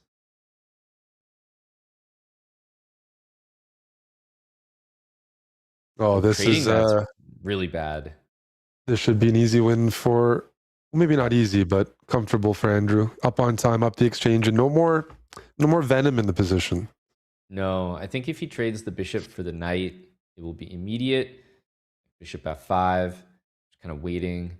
I would ideally not like to leave black with the knight on the board. Yeah, that bishop is the bad piece, kind of restricted by everything. Well, you left the knight on the board, but that's not what I'd like to do. But you still can't do very much because for Andrew, he can always resort to winning on the board on the clock. He should be a really serious favorite in time scrambles against almost anyone in the world. So we'll see right now. He's looking to trap the knight. He's doing a great job. That knight is probably in trouble. Rook D1. Rook D1. Really expertly done. We're talking about a bullet chess conversion. Trapping that knight, that is not easy. 6.5 points for Andrew Tang.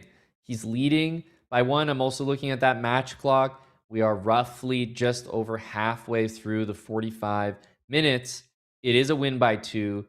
The last matchup in the winners semifinal reminded us of this in terms of how close it was, but extremely different methods of getting here. We saw win streaks of 4 games, 5 games in a row in this match. That is not something that we saw between Alireza and Nihal. No, this is a lot closer than expected, especially after the start. 4-0. Andrew, I kind of said was the favorite. We kind of favor the veterans, but it's turned into a very, very fun match to commentate on. Okay, white has everything. I mean, this is basically completely winning for white. Bishop takes f4, intentionally giving that up to try to develop the bishop, but it's kind of all a bit desperate here as black's position is falling apart. Queen e2. Mm-hmm. Yeah, rook e1. So you have to be a little careful. You have the two pieces, but you don't want to trade queens. If it's just a rook endgame, the a-pawn will push and you'll be a bit passive. I think Arjun would much rather... What is he... There are some... Okay. Rook, I was going to say rook f7, rook f8. You just win that knight on f3. It was over. No, that was a blunder from This has been a very sloppy conversion. Oh, no. You can take the pawn, though. Yeah, everything's defended, but rook f3 scares me. The king march, g5, and Oh maybe my king goodness. g4 if you take. Right. Just for fun. Yeah, there we go. And the queen This can is slide into how g6. Arjun converts. A little more chaotic than... Oh, there we go. Yeah, he's got it. But he's got Played 4 that off. seconds. Does he have it? We're going to see a real test here. I don't know how Arjun's speed is, but so far it looks good enough. He's now evened it up. He's a big favorite to win here, but he mouse slips that. Take the rook and promote. But he's going to get the queen. He has to cut off the king. Do not stalemate, and he should have this. Oh, wow. Arjun Eric Icy. He gets it done in a time scramble. 6.5, 6.5. This match is so close. I think he just answered one of our questions. How would he do in a winning position in a time scramble against Tang? Right. Because that's one of the elements where those bullet veterans, they generally have a bit of an edge. It's years and years of, honing your mouse skills, but he did that pretty well. Was very calm and collected. Queen d6. This isn't the end of the world, but it's certainly not a good start. If he only loses the exchange, he'd be happy, because I think there's a bit more to this story, and we're seeing it here.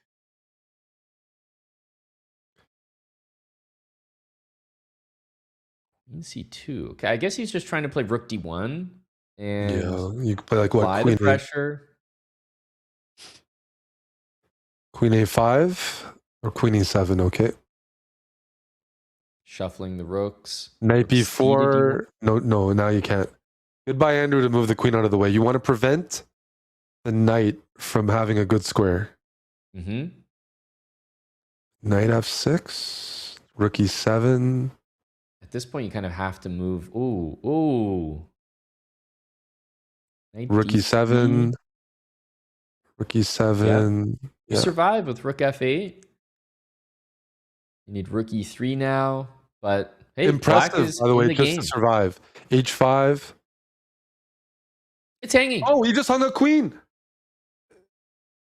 The backwards knight move. How many queen hangs is that? Obviously counting the mouse slip as well. Andrew wins the pawn back, though. He is up 3 seconds. Arjun has to trade off a pair of rooks.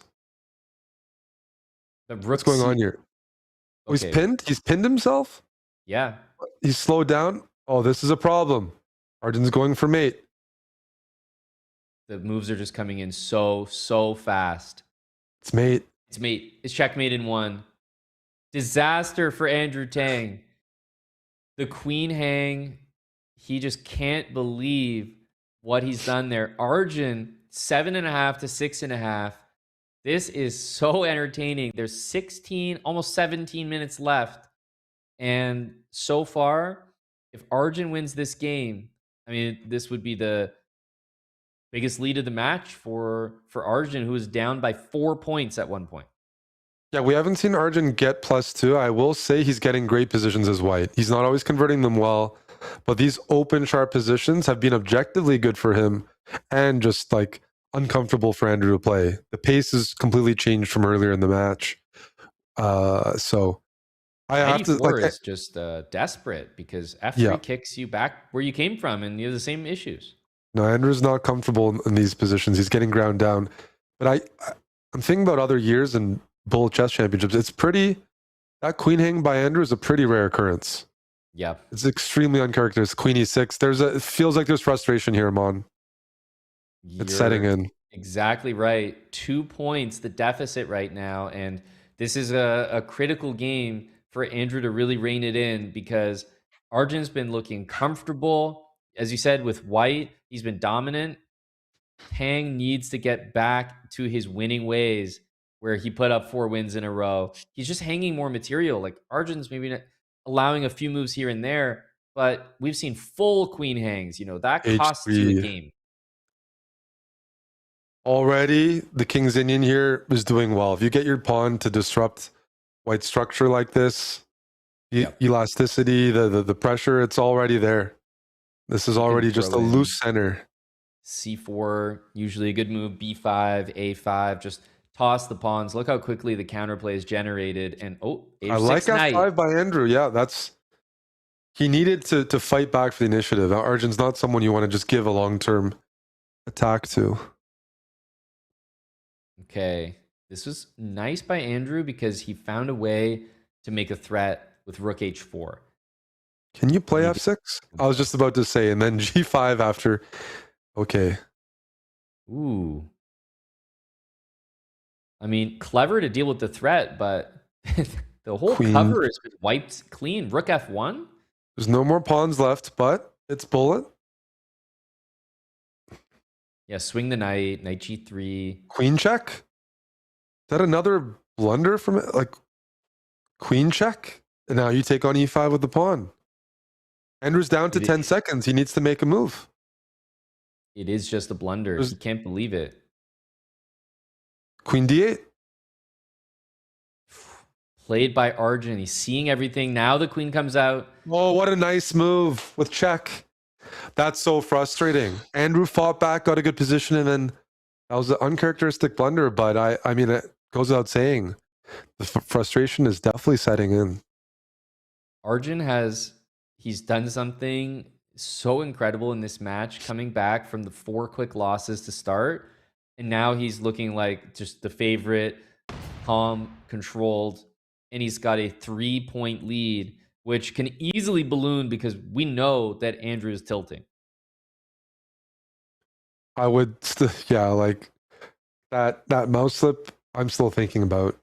He's probably not, but there's been multiple moments in this match, backwards queen hang, that we're like, we can mention where, you know, Arjun has given some positions up. Like, he's given good positions to Andrew, but he's not playing those one-move blunders.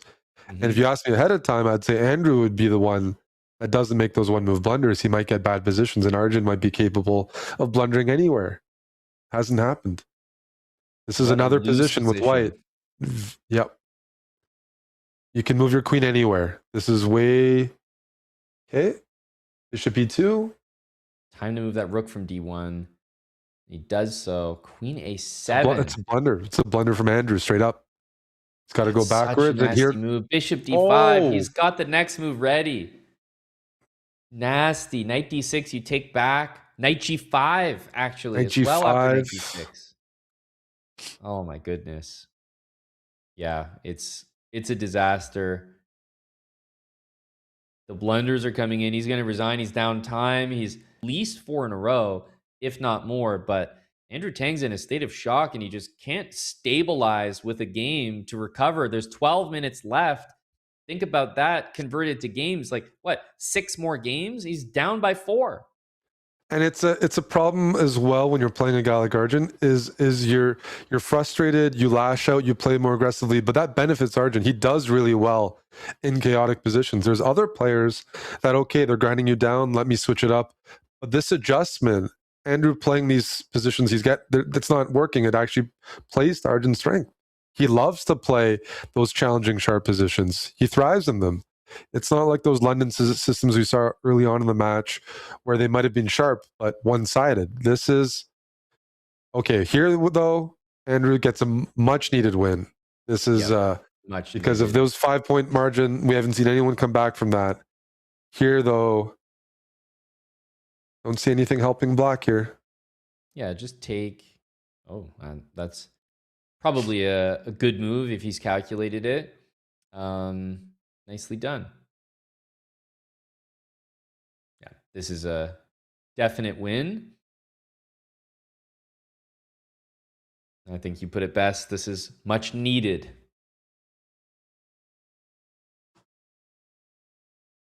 Yes, No doubt stress, here. just an endgame grind. Yep.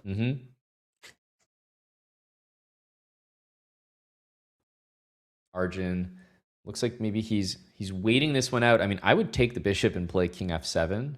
He's also maybe like thinking about the next game as opposed to just bring the time. I'm not sure. And there we go. He burned it about as well as he could have, down to 0.1.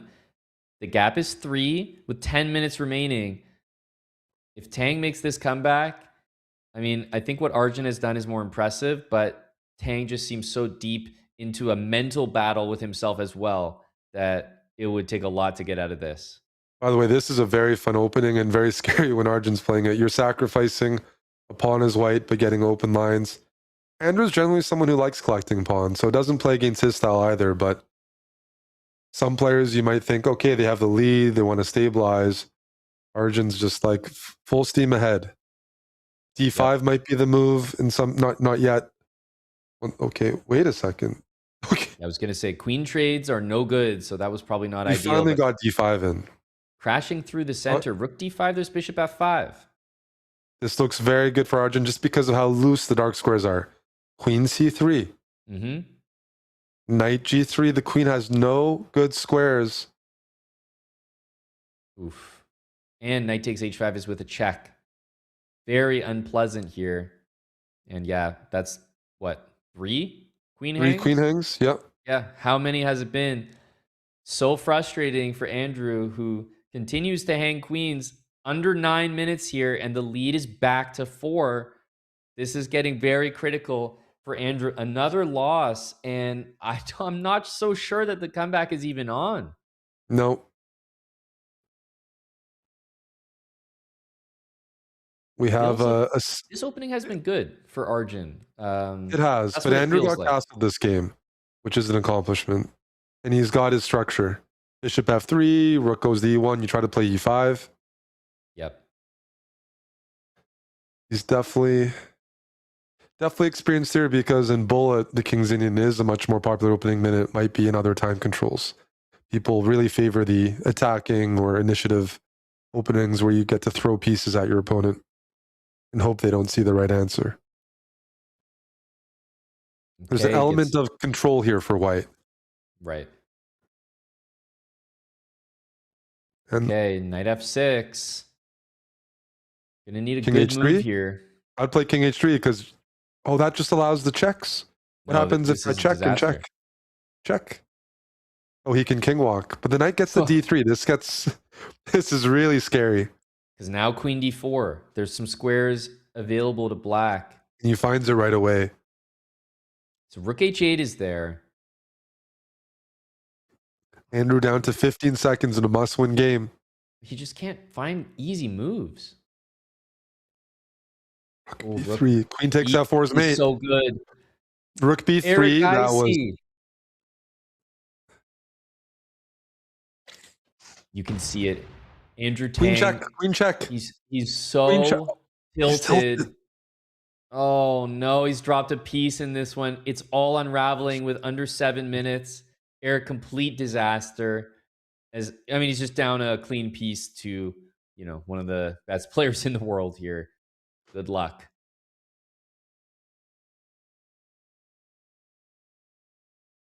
The lead is 5, and it's about to be 6, which is basically the end of the match. I think we're witnessing it. Looking on the bright side, Andrew's not eliminated, and he doesn't have to play next. He gets a day to recover.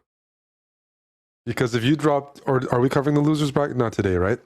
No, because this is the final bit of action for today.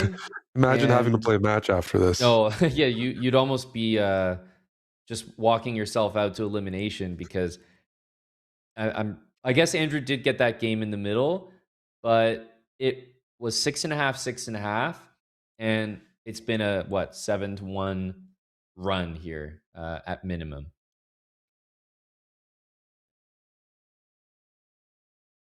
Ooh, bishop takes f6 is kind of a threat now. This is a very nice game from Andrew, punishing this opening. Mm-hmm. You just attack before black gets developed. You kind of turn the tables. Yeah, the bishop on c8. Pieces are just not part of the action. I think if I'm playing optimal here for black, spend as much time as possible. Make sure every last second is squeezed out of the position. King f7, queen h5 check, okay. Yeah, there's a mating pattern emerging. Yeah, queen h8, queen g7, I assume. Yep. Yeah. He takes it. Oh, bishop g6, and a huge blunder again. I mean, that's definitely not intentional.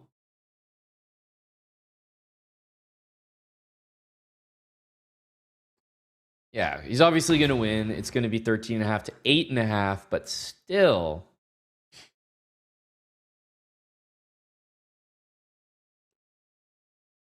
Four and a half minutes remaining. There's only going to be enough time for 3 more games if we're being generous. And 3 is not enough. You need 4 games. Yeah. That'll only bring it to 13.5 to 11.5. And remember, that's assuming Andrew wins every single one, which that has not been the norm for the last 25 minutes.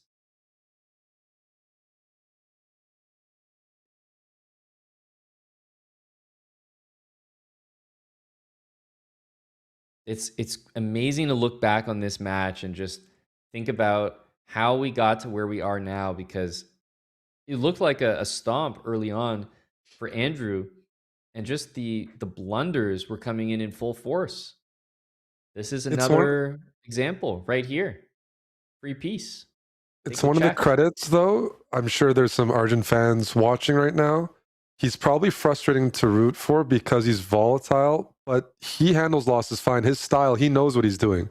Like, he chooses. So when he was down 4-0, I don't think he was panicking. He is a sharp player.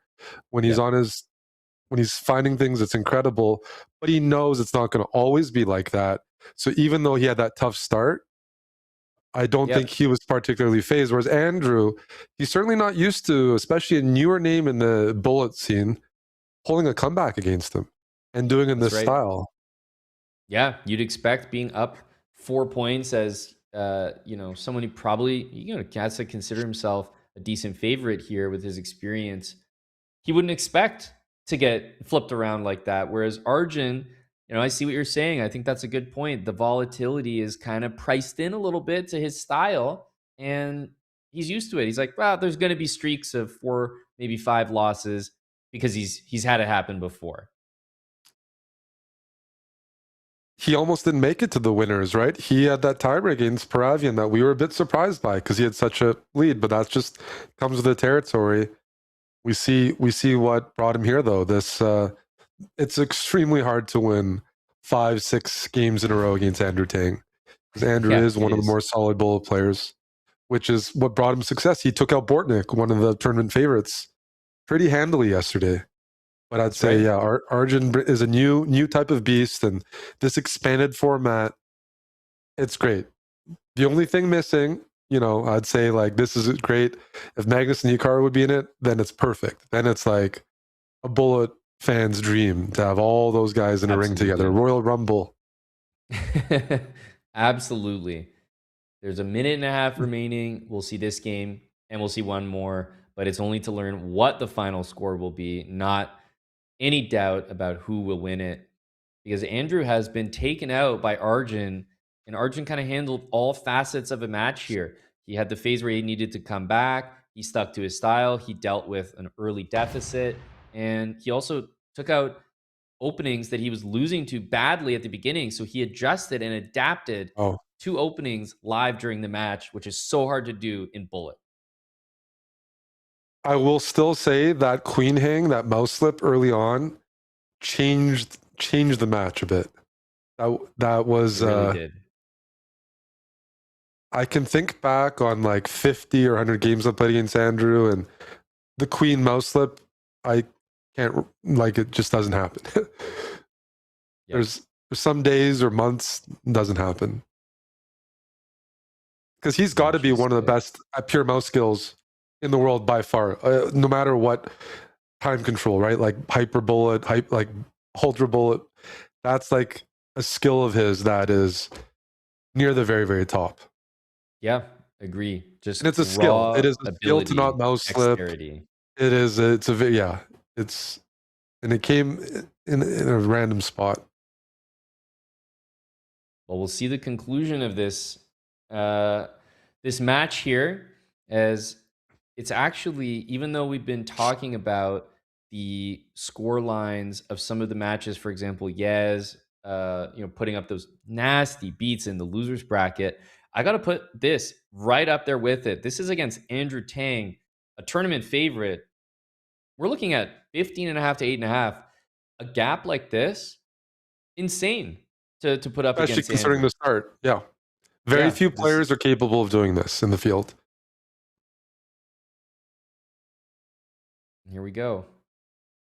Rookie 4 is a nice intermezzo It's like there. Andrew's probably going to pull off a final win here. Oh, maybe I jinxed it. Sorry. Yeah.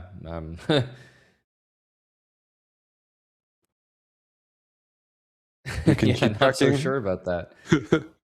Keep checking. Andrew's like, get me out of this match. I got to Yeah, reset exactly. for tomorrow. Exactly. A draw in the final game.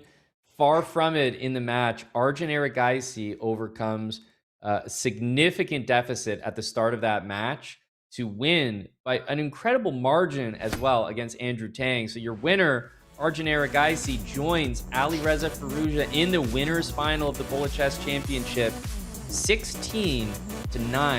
Scoreline like that, being down 4 games at the beginning and having a gap of 7 points at the end, incredible. That is your winner's final. It is set in stone, and the action is coming to you tomorrow, but the losers bracket is also going to be in action.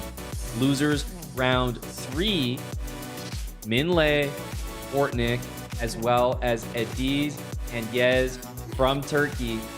And remember, the losers quarterfinals also happens. So all of that action tomorrow, losers round 3, losers quarterfinals, where Nihal and Andrew Tang, the losers of those winners semis matchups are waiting for them, as well as the all-important winners final. So Eric, just thinking about the whole bracket there, Alireza, Arjun, that is going to be electric tomorrow. And also, the field is starting to whittle down in the losers bracket. So exciting to see the Turkish prodigies going up against each other. Flip a coin. That's the best way you're going to be able to call that one. And then Minlay and Bortnik. I mean, that is that's also one that I truly can't call. I want to say I give the edge to Bortnik in that one, but Minlay has been quietly beating his opponents in a way that hasn't been flashy in this event, but take note of how he keeps advancing in the standings. Yeah, Bortnik struggles with Tang, so sometimes styles make fights, and Min is very solid and very frustrating to play against when he's in form. Just doesn't make mistakes. I think today Bullet is usually exciting if you ask us, but today those are some special matches. It was a lot of fun to call Alireza against Nihal. This Tang Erigaisi match, just awesome, and a lot to look forward to. Yep, you said it best. We had a real treat today, but with 2 more rounds in the losers bracket, as well as the all-important winners final, where those players are still undefeated. We get to find our last undefeated player who will await everyone in the grand final. All of that action is taking place tomorrow, day 3 of the Bullet Chess Championship. Myself and Eric will be back. Don't worry, same time, same place. You know where to find us. We will continue our coverage then in the Bullet Chess Championship. But for now, we will say goodbye. Enjoy the rest of your day. Get set for more Bullet Chess tomorrow.